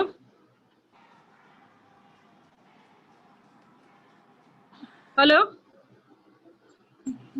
मैं एक ही कहना चाहती हूँ कि मैं as a social activities and NGO चलाती हूँ, बीबीएम की मैं मार्च स्पोक पर्सन हूँ। मुझे ये सब अभी देख रही हूँ सब कुछ, तो एक ही हम लोग ने सीखे कि आत्मनिर्भर हम लोग हो चुके हैं, 8-10 महीने हो गए कितने सारे प्रॉब्लम्स आ रहे हैं सब जगह से, कितने सारे बच्चों लोग की प्रॉब्लम्स है, ऑनलाइन कैसे काम ऐसे काम कर रहे हैं, और ऑनलाइन से बच्चों लोग का काम धंधा छूट गया है, बच्चों लोग को पैसे नहीं मिल रहे, पगार नहीं मिल रही है, छोटे बच्चे लोग अपना ऑनलाइन कैसे पढ़ रहे हैं ना, बहुत सारी प्रॉब्लम्स। ये पैंडेमिक में बहुत सारे प्रॉब्लम्स आ गए हैं कि हर जगह पे लफड़े झगड़े, हर जगह से प्रॉब्लम्स ही प्रॉब्लम्स है, तो कैसे इसमें से निकलना है। और रहा ये कि अभी सिर्फ यही बता रहे, कोविड-19 बीमारी बता रहे और कोई बीमारी नहीं बता रहे, तो ये बाकी कहाँ गई बीमारी है, बाकी बीमारी कुछ पता ही नहीं है। बस किसी को भी कोविड-19 इंसान डर डर के हो गया, और डर के मारे इंसान अपने जान जा रहे ना। पहले तो किसी को देखने नहीं देते, कुछ नहीं, आज तो पहले तो उठा के लेके जा, आज तो एडमिशन भी नहीं हॉस्पिटल में, मतलब इतनी सारी प्रॉब्लम्स हो गए। लेकिन ये प्रॉब्लम्स कैसे सॉल्व होगा? मैं तो बोलती हूँ कि देश के सारे लोग इकट्ठा होके, सब पूरे लोग ये करके अपने ये कोविड को हटाए। ये कोविड ये तो 10 महीने के ऊपर अभी पता नहीं, लोग तो बोलते आगे भी और भी एक साल और चले जाएंगे, 6 महीने चले जाएंगे। अरे ये बीमारी क्या रहती है क्या? ये तो वायरल है, एक सर्दी बुखार खांसी सर्दी कुछ नथिंग, जो हम लोग घर पे लेते हैं, सब कुछ दवा बाहर से दवा लेते हैं, सब एंटीबायोटिक ये है। और कोई अछूत जैसी बीमारी बना दी है ये बीमारी को, ना नेबर्स बात करते, ना फैमिलीज में जाना आना जाना है, ना कुछ नहीं। मतलब हम लोग एक अलग से एक महसूस कर रहे हैं, आज तक जिंदगी में आज तक नहीं हुआ जो आज ये सब सारे लोग बेचारे लोग महसूस कर रहे हैं। और मैं तो प्रे करती हूँ कि हर इंसान की प्रॉब्लम सॉल्व हो जाए, ये कोविड-19 निकल जाए, आत्मनिर्भर जो होना था वो हो गए, सब लोग सीख गए बेचारे। क्या होने वाला है पता नहीं है। सब रिलीजियस लोग सब प्रे करें इसके लिए, और हर लोग के प्रॉब्लम सॉल्व हो जाए। कितने लोग भूखे हैं, कितने लोगों को पैसे नहीं मिल रहे, कितने लोगों को कितने प्रॉब्लम है। सुसाइड सबसे बड़ा, ये लॉकडाउन में जितना सुसाइड किए लोगों ने, जितने मरे हैं, जितने प्रॉब्लम्स में आ गए, वो आज तक कभी नहीं हुआ जो अभी हो रहा है। ये अभी इसका सॉल्यूशन निकालने के लिए सब रिलीजियस के लोग मिक्स हो जाए, सब हर देश के लोग मिक्स हो जाए और इसका प्रॉब्लम सॉल्व करें, तो हर लोगों के लिए शांति मिलेगी। जो पहले से हमारी जिंदगी थी वैसे ही हो जाए। देखो बहुत सारे लॉकडाउन में प्रॉब्लम्स, बहुत सारे जो नहीं होना था वो हो रहा है। रेप हो रहा है, पैसा चोरियां हो रही है, ड्रग्स हो रहे हैं, स्मगलर का हो रहा है, हर चीज के हो रहे हैं प्रॉब्लम्स, लेकिन कुछ भी इसका सॉल्यूशन नहीं है। लॉकडाउन करके हमें जेल में जैसे बिठा दिए, जेल में बैठ गए हम लोग, और हम लोग पागल जैसे सब जगह पे कोरोना नाम के पूरा दूसरी बीमारी है ही नहीं लोगों को। ये करके डर डर के लोग मर गए, और डर डर के हॉस्पिटलाइजेशन भी नहीं है, कुछ भी नहीं है अभी। तो मैं तो यही दुआ करती हूँ सबके लिए, और मैं हर लोगों को यही बोलूंगी, सब मिलके अभी जो पहले का माहौल तो वैसा लाओ माहौल। जो भी प्रॉब्लम हुआ एक दूसरे से बात करो, देश के लोगों, सब जाति धर्म के लोगों, जो जरूरी है बहुत जरूरी है, क्योंकि अभी लोग मर रहे, पता नहीं 2020 के बाद में और क्या होगा। तो इसके लिए सब हर लोगों से, मैं रिलीजन से बात करती हूँ कि हर लोग प्रे करो, बस दुआ ही सब कुछ है, दुआ से हम लोग आगे। और हमारे जो आत्मनिर्भर है ना, वो आत्मनिर्भर हो चुके हैं, सब लोग काम कर रहे हैं अपना आत्मनिर्भर से, सब लोग अपना। और कुछ नहीं है, ये कुछ नहीं है, ये बोलते हैं ऐसे बीमारी, ये तो हर लोगों को क्या कोरोना ही हो रहा है, हर लोग कोरोना से जा रहे हैं, हर कोरोना से जा रहे हैं, बट हर कोई बीमारी दूसरी है ही नहीं। अरे कितना है, टाइफाइड है, फ्लू है, डेंगू है, मलेरिया है, इसका इलाज है ही नहीं कुछ भी। बाकी यही कोरोना मतलब लोगों को डरा के रखे है, लोग डर के मेरे घर से बाहर नहीं निकले, लोग रिलेशन खत्म हो गया, लोगों का संबंध खत्म हो गया सब। तो मतलब बाकी लोग का सब चालू है, सब कुछ सब कर रहे हैं लोग, बड़े बड़े लोग, लेकिन हमारे जैसे लोगों को, जो नॉर्मल लोग हैं, उनको जो कहने वाले नहीं, उनको घर में बिठा के रखे ले, बस घर में बैठो और अपना जेल में बैठो। क्या है, सब घर में घुट के मरा रहे। डायबिटीज पेशेंट हो, हार्ट पेशेंट हो, थायराइड पेशेंट हो, वो लोग को तो चाहिए, बाहर जाना चाहिए, मास्क लगा के जो जा रहे हैं, मास्क लगा से कितने ब्रीथलेस प्रॉब्लम्स हो रहा है सबको, कितना टेंशन में आ गए, टेंशन के मारे सब काफी लोग मरे। और 2020 में जो मरे, आज तक कभी कोई मरा नहीं है, आज तक कोई नहीं मरा है। तो हम दुआ करेंगे हर लोगों के लिए कि पहले जैसे हमारा पूरा वापस आ जाए। ये कोविड का ये कुछ नहीं है, हर जगह अगर चाहे तो लोग सब कुछ अच्छा कर सकते हैं, सब कुछ अच्छा कर सकते हैं, लेकिन पता नहीं क्यों नहीं कर रहे। बहुत शुक्रिया शैली फर्नांडिस जी, मैं आपकी बातों से बहुत ही सेटिस्फाइड हूँ कि आज हमें जो है इसको सही मानों में इस बीमारी को दूर करना, और इसके लिए जो है बहुत सबकी दुआ की बहुत जरूरत है। और हम वही जानना चाह रहे हैं कि इसके कुछ रूट कॉजेज क्या है, ताकि हम उस रूट कॉज पे पहुंच सकें, और ताकि बीमारी जो है इस दुनिया से हमेशा के लिए निकल जाए। मेरा सेम कनेक्टेड सवाल हुसैन मीठा साहब, नाम तो आपका मीठा है, लेकिन थोड़ा सा सवाल मेरा कड़वा है कि क्या जैसे मैं चाह रहा था बाइबल से, अभी शैली फर्नांडिस जी से चाह रहा था, लेकिन आपने क्या कहते हैं, ज्यादातर अपनी ह्यूमैनिटी के ऊपर काफी अच्छा आपने बात कहा लेकिन थोड़ा सा हम फिर टॉपिक पे आते हैं कि क्या रिलीजियस बुक्स, यानी हुसैन मीडा साहब के लिए क्वेश्चन है कि इस तरह के पैंडेमिक्स कुछ रेफरेंसेस मिलते हैं कुरान के अंदर? Definitely, there are so many incidents and references in the Holy Book Quran, or I will try to give few of them. हमारा जो ये दिव्य कुरान है कि which was revealed for the entire mankind for his guidance, और इन उस कुरान के अंदर और बहुत सी ऐसे वाक़यात, किस्से, कहानियां बताई गई है कि कुछ ऐसी कौमें, कुछ ऐसे लोग थे कि जिनके ऊपर ये पनिशमेंट दी गई, जिनके ऊपर ये कैलेमिटीज आई, और ये कैलेमिटीज अलग अलग वक्तों में, अलग अलग नबियों के, पैगंबर के काल में ये आई।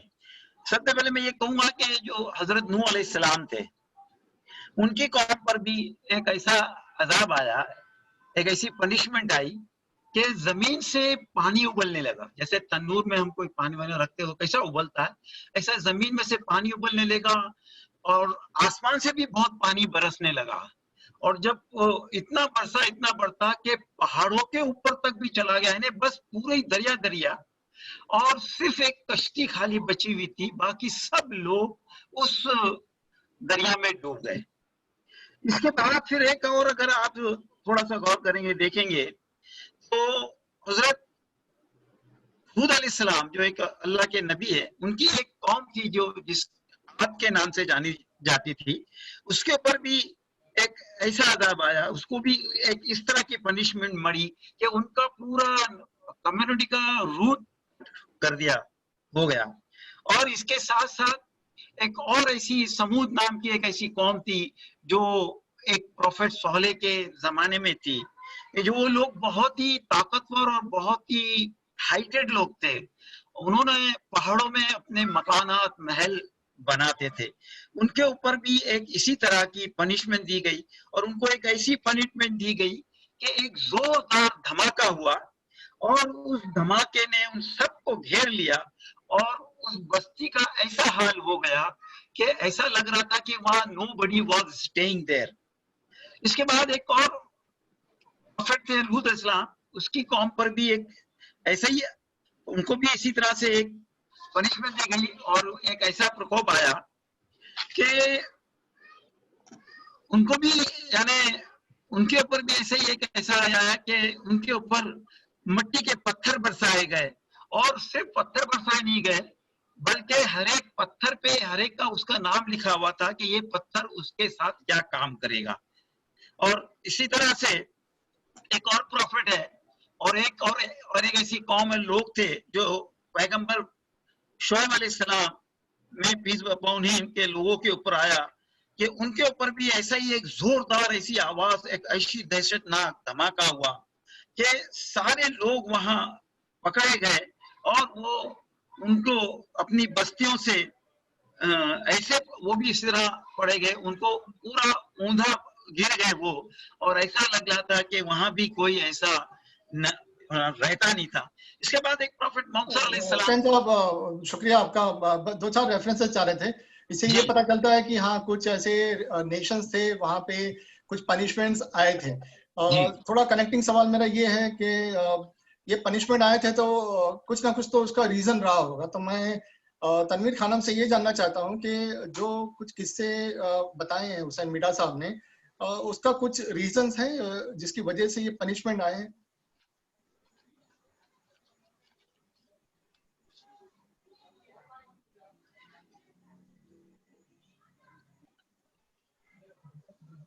अस्सलाम वालेकुम। आवाज आ रही है? औज़ु बिल्लाहि मिनश शैतानिर रजीम, बिस्मिल्लाहिर रहमानिर रहीम। मेरे तमाम भाई बहनों को अस्सलाम वालेकुम। अभी जिस उस पर हम बात कर रहे थे, 2000 रुपये भी नहीं, ये जो है पेंडेमिक जो आज ये हम पर आया हुआ है, अभी 7-8 महीने हो गए हैं। अभी हम देख रहे थे सारे मेडिकल से पॉइंट से हम बात सुन रहे थे, तो ये हम देख रहे हैं कि सारी मेडिकल साइंस जितनी है जो हमें अभी नजर आ रही थी, हम देख रहे थे सारी हमारे एक्सपर्ट जो फील्ड के अपने फील्ड के जो एक्सपर्ट थे, माहिर थे, वो हमें बता रहे थे, मास्टर थे, तो ऐसा फेल तो नहीं कहेंगे कि फेल है पूरी मेडिकल साइंस, बल्कि ये कह रहे हैं कि ये बेबस है। तो मजहब जो है, जो धर्म है, ये टर्न टू द क्रिएटर, ये हालात हम पर क्यों लाए गए हैं? आज जिस चीज पर हम इतना ज्यादा वो भरोसा करते थे, वो हमें फेल क्यों नजर आ रही है? आज जिस चीज को लेकर हम बहुत ज्यादा प्राउडली सारी दुनिया को अपनी मुट्ठी में करने का दावा कर रहे थे, आज हम इसमें फेल क्यों नजर आ रहे हैं, या हम इसमें बेबस क्यों नजर आ रहे हैं? इस चीज की तरफ भी हमें देखना चाहिए।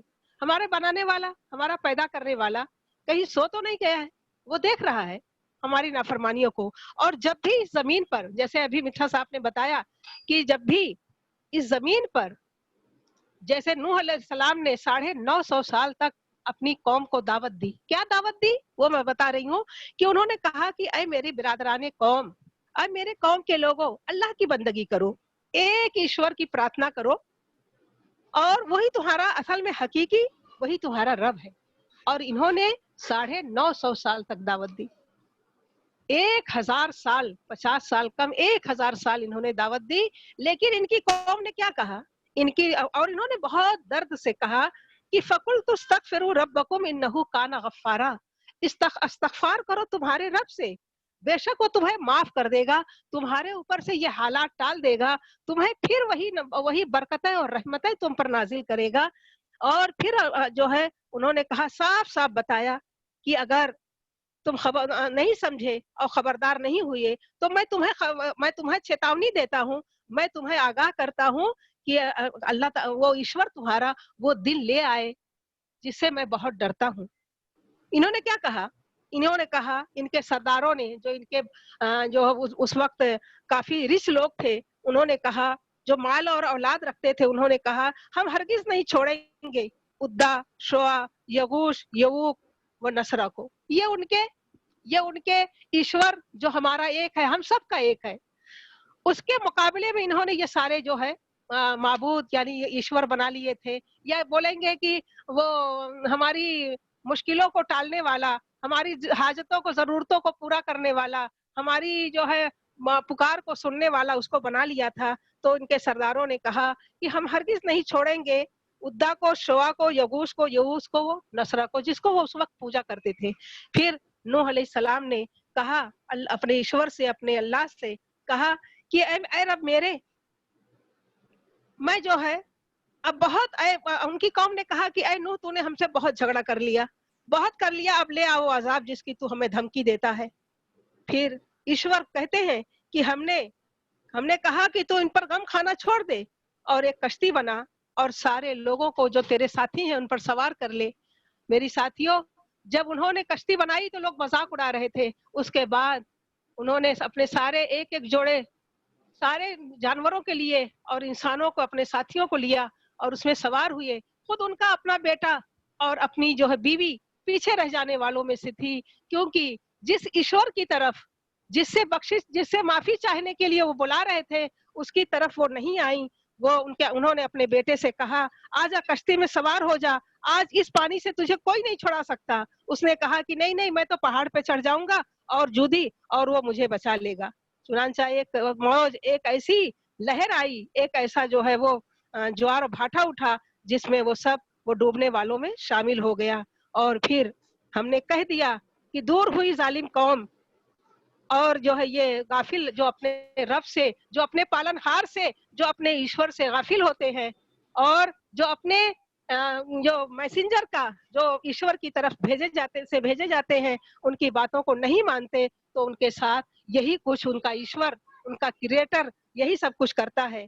फिर हम देखते हैं अभी जो थोड़ा सा पॉज करते हैं क्योंकि अभी 9 बजने ही वाला है और इसे 9:15 बजे कोशिश करेंगे एंड करना है।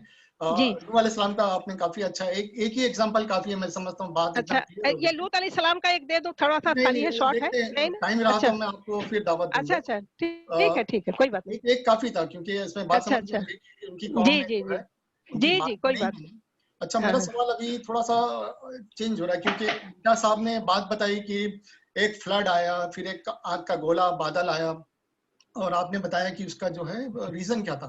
लेकिन आज कुछ अगर हम देखते हैं जिसको कैलामिटीज भी कह सकते हैं, जैसे लोकस्ट स्वाम्स, ये ईस्ट अफ्रीका और कुछ इंडिया के पार्ट्स में आया था। साइक्लोन है, साइक्लोन बहुत फेमस है। आसाम में बाढ़ आई थी, ऑस्ट्रेलिया में फायर फॉरेस्ट हुआ है, और इस तरह के बहुत सारे वोल्केनो इरप्शंस फिलीपींस वगैरह में हुए हैं। तो पैंडेमिक और ये अजाब या ये क्या कहते हैं कैलामिटीज में थोड़ा सा फर्क है। पैंडेमिक और ये जो है इस तरह का एक कंप्लीट की नेशन जो है डूब गई। तो मेरा सवाल नाहिदा अंसारी से है कि आप थोड़ा सा रोशनी डालना चाहेंगे कि ये कैलामिटीज यानी कि पैंडेमिक और कैलामिटीज में थोड़ा इसमें डिफरेंस क्या है, ताकि हमें कोविड जो है पैंडेमिक है और कुछ अजाब जो आया हुआ कैलामिटीज था, यानी कि पूरी बहुत बड़ा एक पनिशमेंट हुआ। तो इन दोनों में डिफरेंस क्या है? अस्सलाम वालेकुम वरहमतुल्लाह वबरकातुहू। हेलो, वालेकुम सलाम रहमतुल्लाह। Is it audible? My voice is audible? Yes, yes. देखो, अगर हम कैलेमिटी और पेंडेमिक की बात करेंगे, so by the meaning only we can understand the difference. कि कैलेमिटी जो होता है वो that is an event which result in a great loss, और जो एक शॉर्ट ड्यूरेशन के लिए होता है। नुकसान हमारा दोनों में होता है, पेंडेमिक में भी होता है और कैलामिटी में भी होता है। और दोनों से ही बाहर निकलने में अगर हम देखें तो कैलामिटी जो होता है वो शॉर्ट ड्यूरेशन के लिए, तो उससे निकलना भी आसान होता है। wherein if we talk about pandemic, तो पेंडेमिक इट इज एग्जैक्टली, अगर आप देखो तो ये एक एपिडेमिक होता है जो बहुत ही वाइड ज्योग्राफिकल एरिया को कवर करता है and it affects large proportion of the population. तो यहाँ पे नुकसान भी ज्यादा होता है और लंबे समय तक होता है। okay. और अगर अब ये दोनों ही देखिए हमारे लिए दोनों ही है, या तो हम इसे पनिशमेंट भी समझ सकते हैं या आप इसे टेस्ट भी ले सकते हैं। It is all up to us how do we react to it. Okay, शुक्रिया नाहिदा जी। हमारे साथ जो है एक और गेस्ट है हमारे साथ। मेरा वन सेकंड। हमारे साथ गौरी रिनवा जी हैं जो इलेक्ट्रिकल इंजीनियर हैं। मेरा सवाल आपसे है कि जैसे और भी हमारे गौरी रिनवा एग्जिट हो गई हैं क्योंकि उनके यहाँ पे कनेक्टिविटी इशू हो रहा था, उनका मैसेज आया सेपरेटली। Okay, thank you. ठीक है, तो मेरा अभी सवाल थोड़ा सा यहाँ पे जाता है कि ये हमें पता चल गया कैलेमिटीज और पैंडेमिक में क्या डिफरेंस है, लेकिन हम ये देखते हैं कि कोविड-19 के पैंडेमिक में बहुत बड़ा नुकसान हुआ, जैसे शैली फर्नांडिस जी ने भी काफी बताया। और इसके लिए बहुत सारे ऑर्गेनाइजेशन जैसे जमात इस्लामी हिंद है और बहुत सारे इंस्टीट्यूट्स हैं, उन्होंने बहुत बढ़ चढ़ के इसमें हिस्सा लिया। फूड पैकेट्स, राशन कार्ड्स वगैरह जो है, राशंस वगैरह जो है इन्होंने डिस्ट्रीब्यूट किया। बहुत अच्छा ह्यूमैनिटी रोल प्ले किया है। लेकिन मेरा सवाल ये है कि ये पैंडेमिक, ये जो कोविड-19 है, इससे ज्यादातर जो है गरीब तबका इससे ज्यादा इम्पैक्ट हुआ है। डेली वेजेस जो कमाते थे वो इम्पैक्ट हुए और बहुत सारे जो गरीब है यहाँ से उनको अपने गांव माइग्रेट करना पड़ा। तो मेरा सवाल सफिया खान से है कि क्या ये कोविड-19 जो पैंडेमिक है, और हमें तो अभी ऐसा भी महसूस हो रहा है कि ये पनिशमेंट भी है, तो इसका ज्यादातर असर गरीबों पे हुआ है। तो क्या इसका ये मतलब हुआ कि गरीबों के लिए आजमाइश है? अगर है तो फिर अमीरों के लिए क्या है? सफिया खान जी।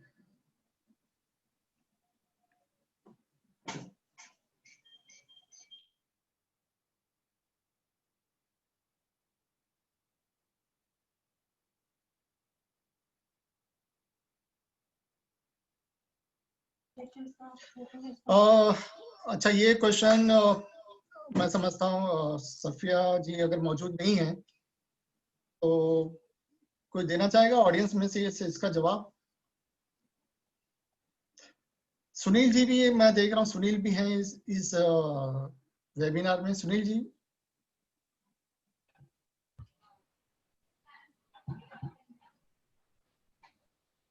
सवाल रिपीट करें।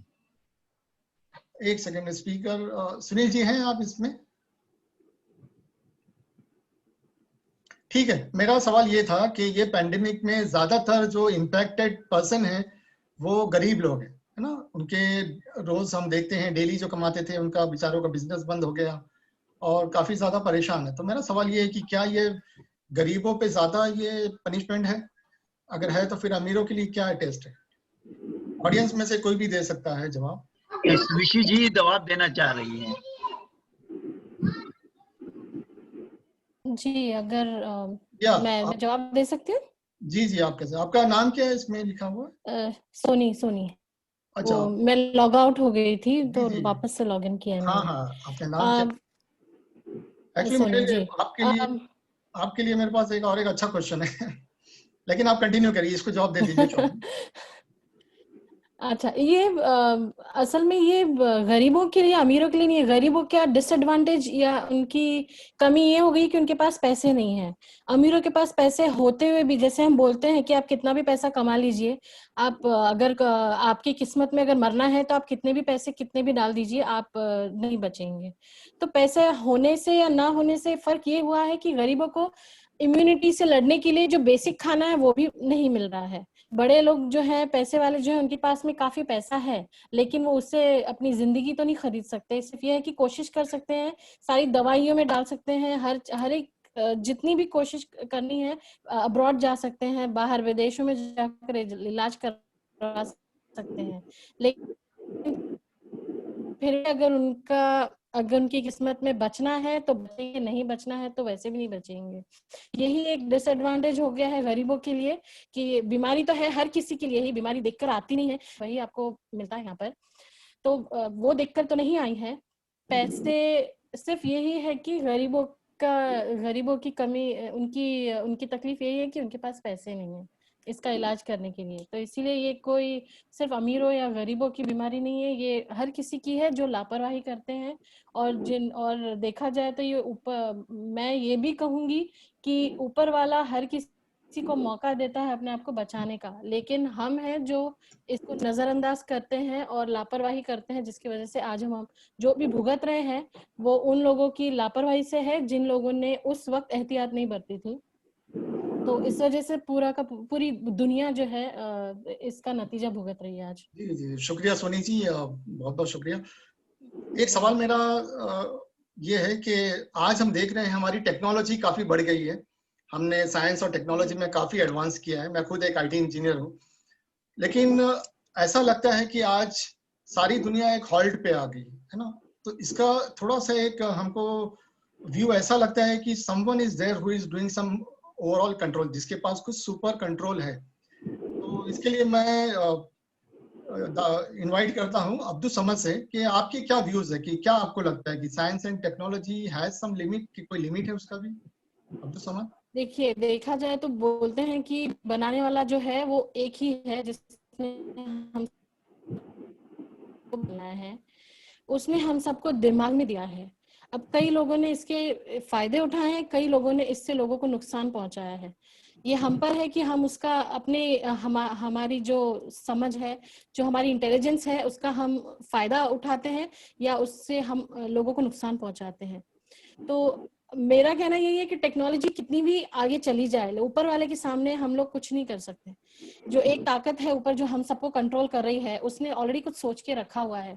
ये पैंडेमिक भी जो है, जो शुरू हुआ है, आपने कहा था शुरुआत में कि ये वुहान के लैब से शुरू हुई है, लेकिन हुई किससे? इंसान के ज्यादा पावरफुल होने की लालच से, बड़ा बनने की लालच से। ये जब भी कोई इंसान अपने आप को बड़ा बनाने की कोशिश करता है, वो दूसरों को नीचा दिखाकर ही कर सकता है। वो ये सोचता है, ये नहीं सोचता है कि खुद अपनी हिम्मत से आगे बढ़े। लेकिन वो जैसे बोलते हैं ना कि दो लकीर होती है, एक छोटी एक बड़ी, उसको बिना कुछ छुए अगर आप आगे बढ़ना, इसको बड़ी कैसे कर सकते हैं? सिर्फ ये कि वो लकीर को पोंछ दो तो छोटी हो जाती है, या लंबी कर दो तो बड़ी हो जाती है।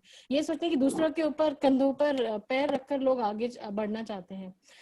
अब टेक्नोलॉजी से ये जो भी मेरे ख्याल से जितने भी मेडिकली इन लोगों ने शुरुआत की थी, ऊपर वाले ने भी वार्निंग तो सबको दिया था, लेकिन सबने शुरुआत में नजरअंदाज की थी इन वार्निंग्स को, जिसका आज हम सब नतीजा भुगत रहे हैं। मेरा मानना यही है कि कंट्रोल करने वाला तो एक ही है, जो हम सबको कंट्रोल कर रहा है ऊपर से, उसके हाथ में ही हम सबके धागे हैं। लेकिन हम लोगों को भी इतनी अकल, इंसान इसीलिए हम लोग को बनाया कि हम अपनी अकल इस्तेमाल करें, जो कि ज्यादातर लोग नहीं कर रहे हैं। तो जिस दिन हम अपनी जिम्मेदारी समझना शुरू कर देंगे, उस दिन मेरे ख्याल से ये सारी चीजें कंट्रोल हो सकती है। ऐसा नहीं कि आप मिलना जुलना बंद कर दे लोगों से, ठीक है, लॉकडाउन किसी वजह से शुरू किया गया था, लेकिन इसको इतना एलोंगेट करने का कोई सेंस नहीं बनता, क्योंकि आप रोजमर्रा के लोगों को जितनी तकलीफ हो रही है वो आप नहीं समझ पा रहे, क्योंकि हमारे घर में शायद खाने पीने की हर सहूलियत है, लेकिन उन लोगों का हम नहीं सोच रहे हैं। आप शुरू कीजिए, लेकिन यही है कि सब अपनी किस्मत का खाते हैं। तो अब अगर हर किसी ने एहतियात बरतना शुरू कर दिया, जैसे मास्क है, सैनिटाइजर्स है, अपने पास हमेशा रखिए। जिनके पास नहीं है उन गवर्नमेंट ने उससे मुहैया करवाना चाहिए। मास्क हो गए हैं, जितने पैसे हैं हमारे इस देश में, इतने बड़े बड़े लोग हैं जो डोनेशन कर रहे हैं, वो जा कहाँ रहा है मुझे नहीं समझ में आ रहा है। वो अगर सही लोगों तक पहुंचाया जाए, अगर वही लोग डायरेक्टली इन लोगों को कांटेक्ट करके उनके हाथों में ही थमाया जाए, तभी ये सब, ये जितनी भी जो भी पैंडेमिक बोलिए, महामारी बोलिए, जो भी जितनी भी प्रॉब्लम्स आ रही हैं, सबको कंट्रोल किया जा सकता है सही तरीके से, अगर सही इंसान के हाथों इसको डिस्ट्रीब्यूट करवाया जाए। अगर लोगों के हाथ पहुंच ही नहीं रही है सहूलियत, तो फिर कोई सेंस भी नहीं बनता। जी तो सोनी, बहुत बहुत मेरा बस शुक्रिया। यही मानना है कि आपने बहुत अच्छा जी। पॉइंट इसमें ऐड किया कि there is a creator and who has overall control. उसके पास काफी पूरा कंट्रोल है। इसमें अगर शबाब आपा है तो मैं आपसे जानना चाहूंगा कि ये पेंडेमिक है और ये भी एक तरह का पनिशमेंट है। तो सोनी जी ने बताया कि इसका कोई रीजन है कि हमारे लिए भी एक टेस्ट है और हमें इसको वो करना है, ओवरकम करना है। तो आप कुछ पॉइंट्स बता सकती हैं कि हमें क्या करना चाहिए इस कोविड जो एक पेंडेमिक है और एक पनिशमेंट की क्या कहते हैं शक्ल में हमारे ऊपर आया हुआ है, तो हमें क्या करना चाहिए, हमें क्या स्टेप लेना चाहिए? ये जो है ये पेंडेमिक जो है, ये अगर सबसे पहले तो मैं ये बताऊंगी कि अगर ये अल्लाह का अजाब होता तो वो टाले नहीं टल सकता था। ये पनिशमेंट है हमारे ऊपर अल्लाह की तरफ से, और इसमें हम मजबूर हो गए हैं और लाचार हो गए हैं। और कैसी बेबसी है ये हमारी कि एक छोटी सा ये अनदेखा वायरस है जिसने इंसान को हथकड़ियां पहना दी, और वो इंसान जिसने इल्म और टेक्नोलॉजी में हैरत अंगेज तरक्की की, धर्म और पैसा और पावर उसका धर्म बन चुका था, उसे घुटने टेकने पड़े उस वायरस के आगे। अपनी तरक्की के नशे में वो इस कदर मदहोश हुआ कि उसने ईश्वर को भुला दिया, इंसानियत को भुला दिया। इस छोटे से वायरस ने उसकी ईगो को चकनाचूर कर दिया, और मौत से पहले बीमारी ने उसे जो है कब्रिस्तान और शमशान जाने से पहले अपनों से दूर कर दिया। उसे संभालना तो दूर की बात, उसके करीबी रिश्तेदार भी उसके पास नहीं आ सकते।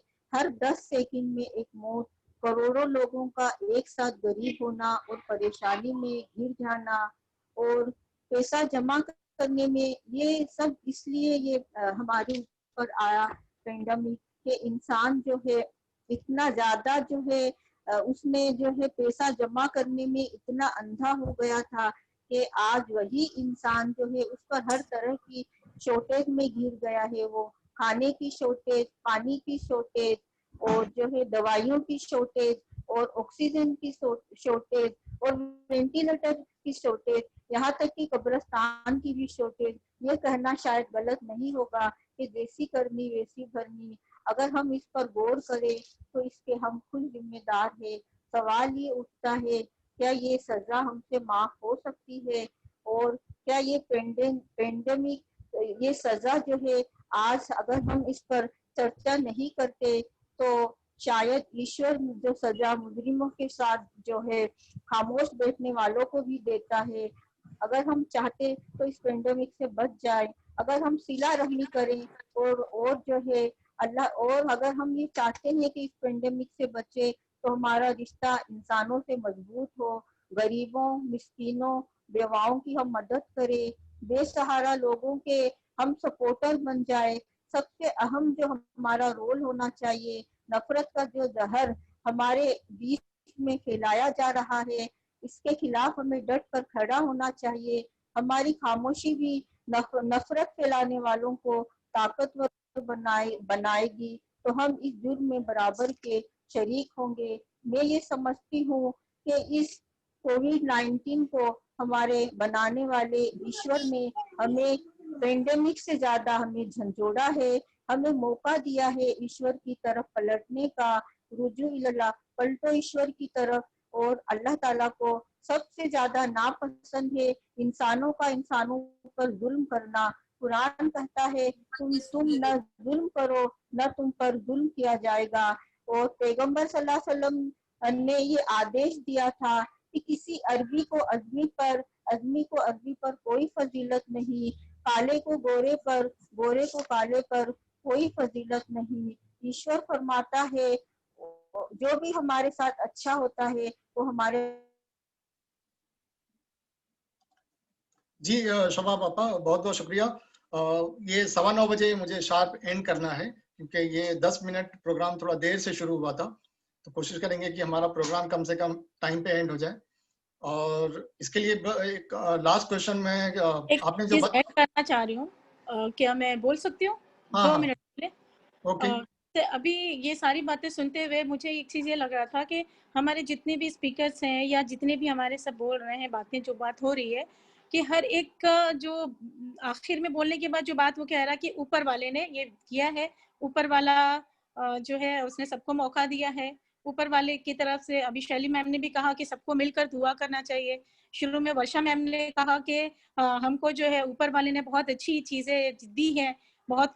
तो हम जब ऊपर वाले ने हमको इतनी सारी चीज़ें दी हैं, बहुत कुछ दिया था हमारे पास, है ना, हमारा अगर वेजिटेशन देखें, पावर देखें, हर चीज़ दिया था, तो हम कितने ग्रेटफुल हुए उसके। मुझे लगता है कि ये अगर हम उसके ग्रेटफुल होते तो शायद ये पैंडेमिक, या जिसको हम कह रहे हैं कि एक, जब ये बात आ रही कि इंसान आजिज़ आके ये कह रहा है कि सब लोग दुआ करो कि खत्म हो जाए, हर इंसान बिल्कुल नाम नहीं सुनना चाह रहा है इस पैंडेमिक का।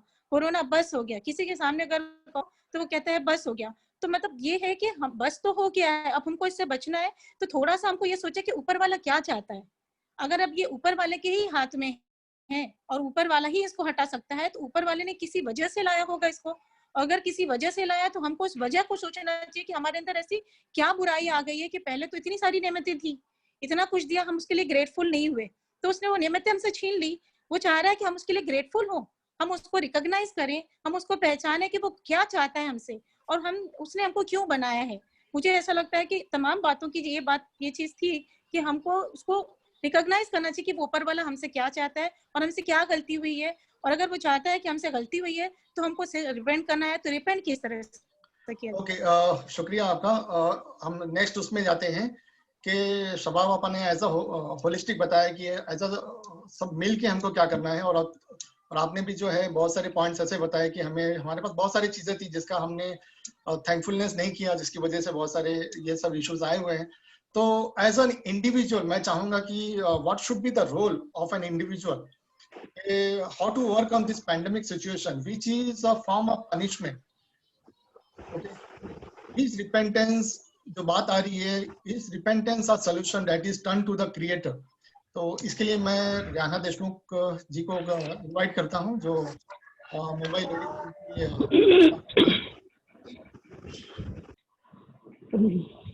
Good evening everybody. सबसे पहले तो मैं यही बात कहना चाहूंगी कि ये जो पैंडेमिक्स की बात आ रही है, तो ये बात गौर करने की है कि ये पैंडेमिक्स आते रहे हैं, ये भी हम सुन चुके पहले ही, लेकिन हम ये देखते हैं कि वो जमीन के मखसूस खित्ते में, यानी कि इस पृथ्वी के विशिष्ट क्षेत्र में आए हैं। लेकिन आज हम ये देख रहे हैं कि इस महामारी ने एक ही वक्त में पूरी दुनिया को अपनी चपेट में ले रखा है, और इस महामारी ने पूरी दुनिया के लोगों को एक साथ अपना निशाना बना रखा है। और फिर ये भी वर्ल्डोमीटर की जो स्टैटिस्टिक्स है, तो उन्होंने ये भी बताया है कि WHO ने तमाम इंसानों को ये खबरदार किया है कि आने वाले जो सर्दी का मौसम है, यानी कि जो नवंबर से हमारे देश में शुरू होगा, उसमें इसके यानी इस बीमारी के केसेस बढ़ने के और ज्यादा चांसेस हैं।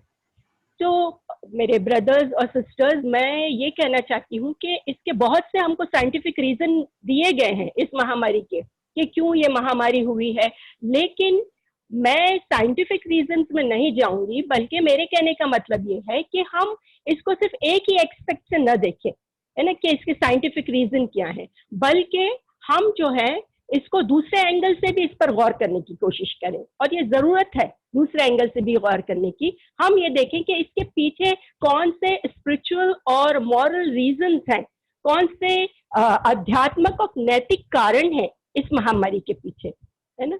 हमने अभी मीठा साहब से सुना कि विभिन्न जो नेशंस थे उन पर यानी कि ईश्वर ने कैसी कैसी यातनाएं जो हैं वो उतारी, तो उनके भी कुछ कारण थे।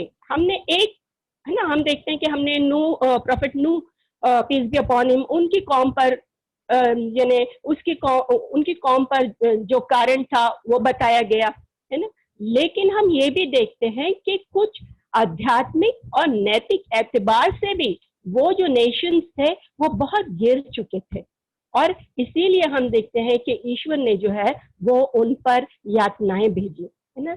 और ये सिर्फ हमको कुरान मजीद से ही नहीं मिलता है ये सारी चीजें, बल्कि जो विभिन्न धर्मों की जो अलग अलग पवित्र किताबें हैं, है ना, जो बुक्स हैं, उनसे भी ये हमें मालूम होता है। जैसे कि जो तौरात है, तौरात में हम देखते हैं कि जो कौम लूत थी, है ना, तो पता चलता है कि जब ये कौम होमोसेक्सुअलिटी में मुलविस हुई तो प्रॉफिट लूत के मना करने के बावजूद, है ना, वो लोग ये काम करते रहे, तो ईश्वर ने उस पूरी बस्ती को जहां वो रहते थे, है ना, उसे सुडोम कहा जाता है, उसे उलट कर रख दिया और उन पर पत्थरों की बारिश बरसाई। फिर इसी तरह हम देखते हैं कि तौरात ही में एक जगह पर फिरौन के बारे में भी बताया गया है। फिरौन जो मिस्र का बादशाह था, उसको अपनी बादशाही और ताकत पर बहुत ज्यादा गुरूर और तकब्बुर हो गया था, बहुत प्राउड फील करता था, इतना एरोगेंट हो गया था कि वो अपने आप को ईश्वर कहता था। तो उसने, है ना, मोसेस के जो कौम थी उन पर बहुत जुल्म किए, उनके लड़कों को वो मार डालता था, लड़कियों को जिंदा छोड़ देता था। तो आखिर हम देखते हैं कि उसकी इस एरोगेंसी का नतीजा ये निकला कि वो भी गर्क कर दिया गया। और एक और प्रोफेट है जिनके बारे में जो शुएब अलैहिस्सलाम, है ना, उनकी नेशन पर, उनकी कौम पर जो अजाब आया तो वो इसलिए कि वो लोग नापतोल में कमी किया करते थे। तो ब्रदर एंड सिस्टर्स, मैं ये कहना चाह रही हूँ कि हम सिर्फ साइंटिफिक रीजन तलाश न करें, बल्कि हम ये देखें कि जिस समाज में हम रह रहे हैं आज, हम ये देखें आज इस समाज और समाज के रहने वालों के अंदर कौन सी स्पिरिचुअल और मॉरल खराबियां पैदा हुई हैं कि जिनकी वजह से आज हम इस आजमाइश से, हम इस ट्रायल से गुजर रहे हैं। अगर आज, है ना, हम मनुष्य अपना जायजा ले तो हम ये देखते हैं कि हमें अपने पैदा करने वाले ने, है ना, जिसने हमें पैदा किया, हमने अपने उसी पैदा करने वाले को, उसी रचयिता को भुला दिया है ना। उस रचयिता को जिसने हमको जिंदगी बिताने के लिए बहुत सी आसाइशें दी, जिसने हमको बुद्धि दी, है ना, हम देखते हैं कि उसने हमको बुद्धि दी और तमाम, और हमको बोलने के लिए जबान दी, है ना। उसकी जितनी भी रचनाएं हैं, तमाम रचनाओं में उसने मनुष्य को श्रेष्ठ बनाया, है ना, मनुष्य को उसने ज्ञान दिया। तो आज मनुष्य अपनी पैदाइश का, है ना, क्यों उसको रचा गया, क्यों उसको बनाया गया, वो उस उद्देश्य को भूल गया है। और हम ये देखते हैं कि वो ये भूल गया कि उसको ईश्वर ने इस दुनिया में क्यों भेजा ना। अगर हम कुछ मॉरल रीजंस अगर देखें, है ना, ये तो हम देखते हैं कि स्पिरिचुअल रीजंस थे, लेकिन अगर मॉरल रीजंस हम देखें तो आज का इंसान बहुत स्वार्थी हो गया है, अच्छे और बुरे की तमीज खो बैठा है, लोगों के अधिकार पर डाका डालना, धोखे से लोगों का माल खा जाने को वो अपनी ताकत और शान समझने लगा है।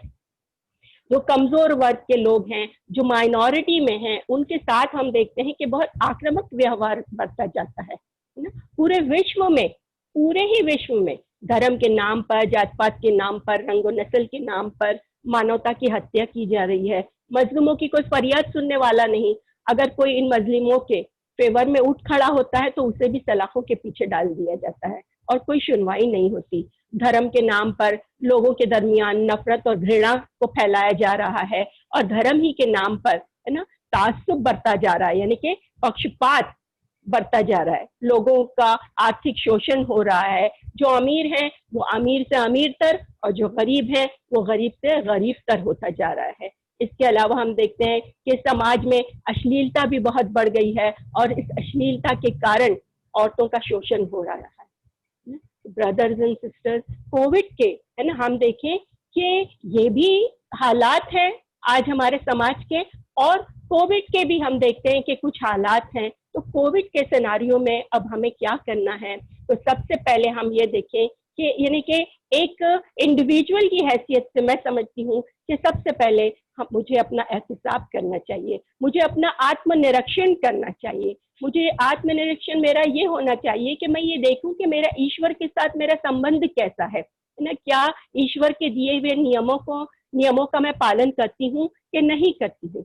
अगर मैं ये महसूस करूँ कि हाँ मैं गलती पे हूँ, मैं ईश्वर के दिए हुए नियमों का पालन नहीं करती, तो फिर मुझे अपनी गलतियों को सुधारने का संकल्प करना चाहिए। जो बुराइयां मेरे अंदर है मैं उन्हें दूर करने का प्रयास करूं ना। ये महामारी ये हमें एक सबक देने के लिए आई है कि अब भी समय है अपने गलत व्यवहार और अपने पापों का प्रायश्चित करें ना, ईश्वर की ओर पलटें, उससे माफी मांगे, उससे मदद मांगे, उसकी दया को हम अपनी ओर आकर्षित करने का प्रयत्न करें। जी शुक्रिया जी मुजफ्फर भाई, बस मैं थोड़ा सा ये कहना चाहूंगी कि आज जैसे ईश्वर जो है वो कुरान के चैप्टर 11 वर्स नंबर 3 में कहते हैं, वो अनिस्तगफिरु रब्बकुम सुम्मा तूबू इलैहि युमत्तिकुम मतान हसना इला अजलिम मुसम्मा ना। ईश्वर मनुष्य से वादा करते हैं कि अगर तुम मेरी बंदगी की ओर यानी मेरे सेवा भाव की ओर पलट आओ तो मैं तुम पर अपनी नेमतों की बारिश करूंगा, मेरा आशीर्वाद तुम्हारे साथ होगा और तुम्हारी जिंदगी को मैं खुशहाल और आरामदायक बना दूंगा। जीवन में तुमको अमन और चैन नसीब होगा और तुम इज्जत के साथ जिंदगी गुजारोगे, है ना। तो ये है कि हमें ईश्वर की ओर पलटना है, हमको अपना आत्मनिरीक्षण करना है, और यानी कि हम खुद ही सिर्फ ये काम न करें, इंडिविजुअली हम ये काम न करें, बल्कि हम यानी कि दूसरों को भी, दूसरे लोगों को भी हम ईश्वर का ये संदेश दें, है ना, जो ईश्वर ने हमें इस वर्ष में दिया है, और तमाम इंसानियत को इसकी तरफ आकर्षित करें। और फिर ये कि जो समाज में बुराइयां फैली हैं इनको दूर करने के लिए हम उठ खड़े हों। और तीसरी बात जो मैं ये बताना चाहूंगी कि इस महामारी के कारण जो चुनौतियां हमारे सामने आई हैं, है ना, हर वर्ग के गरीब लोग, चाहे वो हिंदू हो, मुस्लिम हो, सिख हो, ईसाई हो, बुद्ध हो, दलित हो, है ना, जो पीड़ित हुए हैं इससे, तो हम ये देखें कि ये अनुमान किया जा रहा है कि ये समस्याएं और बढ़ेंगी। लिहाजा यानी कि ये जरूरी हो गया है कि हम सब मिलकर इन चुनौतियों का सामना करें और उनका हल तलाश करें कि चूंकि हम एक ही माता पिता की संतान हैं और हम सबका जीवन एक दूसरे से जुड़ा हुआ है और एक दूसरे पर, है ना, यानी हम निर्भर करते हैं। ऐसा ही जैसा कि अगर घर में कोई एक व्यक्ति बीमार हो और उसे यानी कि कोई तकलीफ हो तो सारा घर उसके लिए परेशान होता है, इसी तरह आज दुनिया में कोई आदमी, चाहे वो किसी भी धर्म का हो, जात पात का हो, अमीर हो या गरीब हो, अगर आज वो इस कोविड-19 की सिचुएशन में उसे कोई समस्या है, उसे कोई चैलेंज है, तो ये यानी कि हम ये समझें कि उसकी समस्या हमारी समस्या है, उसका चैलेंज हमारे लिए चैलेंज है, और हम सब मिलकर एकजुट होकर इस समस्या का हल तलाश करें, उस चुनौती का हम मुकाबला करें। Thank you so much. शुक्रिया रियाना देशमुख जी, आपने काफी डिटेल्स में बता दिया कि हमें एज एन इंडिविजुअल क्या करना चाहिए। तो मेरे पास बहुत सारे क्वेश्चंस हैं, खासकर मेडिकल एजुकेशन और सोशल और दूसरे हेल्थ और जो भी हमारे इस तरह के कैटेगरीज रहे हैं, लेकिन टाइम परमिट नहीं कर रहा है कि मैं अपने क्वेश्चंस को आगे बढ़ाऊं, और कोशिश करेंगे कि हम इस तरह का प्रोग्राम आगे रखें। जस्ट मैं समराइज करता हूं कि हमने आज ये टॉपिक कोविड-19 पैंडेमिक और पनिशमेंट में हमने काफी डिटेल में हमने हमारे जो रिस्पेक्टेड गेस्ट हैं उन्होंने अपने व्यूज पेश किए, from medical point of view, from education, from health, from food, from dieticians और from religious point of view. सारे पॉइंट्स हमारे पास आ गए। सबसे बड़ी बात यह है कि कोविड-19 जो है, इससे पहले भी बहुत सारे पैंडेमिक्स आए थे और कोविड-19 है, कोई नया नहीं है, बट थोड़ा सा ये एंजाइटी पैदा कर रहा है, थोड़ा हमारे अंदर फियर पैदा कर रहा है। और इसकी असल वजह यही है कि क्योंकि ये कंटेजियस है, छोटे से ड्रॉपलेट से एक इन्फेक्टेड पर्सन से दूसरे इन्फेक्टेड पर्सन के अगर नोज या माउथ से जाता है तो वो भी इन्फेक्टेड होता है। दूसरा प्रॉब्लम ये है कि अगर एक पर्सन इन्फेक्ट होता है तो उसकी पूरी फैमिली रिस्क पे हो जाती है। और दूसरा बड़ा इशू ये है कि ये असिम्टोमेटिक है और सिम्टोमेटिक है। एक पेशेंट जो है असिम्टोमेटिक रहता है, इससे पहले कि वो असिम्टोमेटिक में चला जाए तो उस वक्त तक उस पीरियड में दूसरों को क्या करता है, वो इन्फेक्ट कर देता है। और इसका 100% क्योर नहीं है, इसके लिए इसमें जो है काफी लोगों के अंदर काफी फियर पैदा हुआ है। और इसके लिए हमें बहुत सारे गाइडेंस आए कि हमको अपनी इम्यूनिटी वगैरह कैसे हाइजीन बढ़ाना है। बहुत सारे अच्छे पॉइंट्स आए हैं। आखिर में ये भी पॉइंट आया है कि हम आज बहुत एडवांस, बहुत क्या कहते हैं, साइंस ने बहुत तरक्की की है, लेकिन ये पता चलता है कि there is a limit, there is a control. कोई एक सुपर पावर है, दैट इज द क्रिएटर, वो जो है पूरे यूनिवर्स को कंट्रोल कर रहा है। और ये जो पैंडेमिक है, हमने बहुत सारे पॉइंट्स ऐसे हैं कि ये भी एक तरह का पनिशमेंट है और उसके कुछ रीजंस हैं। हमारे आज के जो हमारे मामलात है, हमारे जो डीलिंग्स हैं, बहुत सारी चीजों में खराबी पैदा आ गई। उसके लिए हमें क्या करना चाहिए, ये भी बात आई है कि हमें क्या करना है, टर्न टू द क्रिएटर, अपने क्रिएटर के पास फिर से पलटना है। हमारे जो भी बैड डीड्स है उसके लिए हमें क्या करना है, उससे रिपेंट करना है। और इस तरह अगर हम करते हैं, अपने आप को इम्प्रूव करते हैं, तो फिर हम जो अपने क्रिएटर है उससे हम क्लोज में हो जाएंगे। और फिर ये जो बहुत बड़ी जो महामारी है, ये पैंडेमिक है और ये भी एक पनिशमेंट का फॉर्म है। और ये सब करने से जो है हमारा जो क्रिएटर है वो जो है इस पैंडेमिक को जो है हमेशा हमेशा के लिए जो है इसे दूर कर सकता है। फाइनली मैं अपने जितने भी गेस्ट हैं उनका बहुत बहुत शुक्रिया अदा करता हूँ कि आप अपना कीमती वक्त निकाल के इस वेबिनार में आप लोग यहाँ पे शामिल हुए। अपने बहुत ही इंफॉर्मेटिव व्यूज आपने दिया। जैसा मैंने कहा, इस तरह का हम और भी प्रोग्राम्स करेंगे, किसी एक टॉपिक पे करेंगे। आज का जो टॉपिक था बहुत काफी वास्ट था और हमें हर एंगल से इसे देखना था कि ये एक्चुअली इसका रूट कॉज क्या है। तो मैं आप सबका फिर से थैंक करते हुए ये कहता हूँ कि फिर आपको दूसरे इनविटेशन दी जाएंगी और उम्मीद करता हूँ कि आप दूसरे प्रोग्राम में भी इसी तरह आप आने की कोशिश करेंगे। वंस अगेन GIH मिलत नगर और जोगेश्वरी की तरफ से thank you very much. Good night, stay safe and stay healthy. Thank you and Thank good you. night, everyone. धन्यवाद, धन्यवाद, तथास्तु।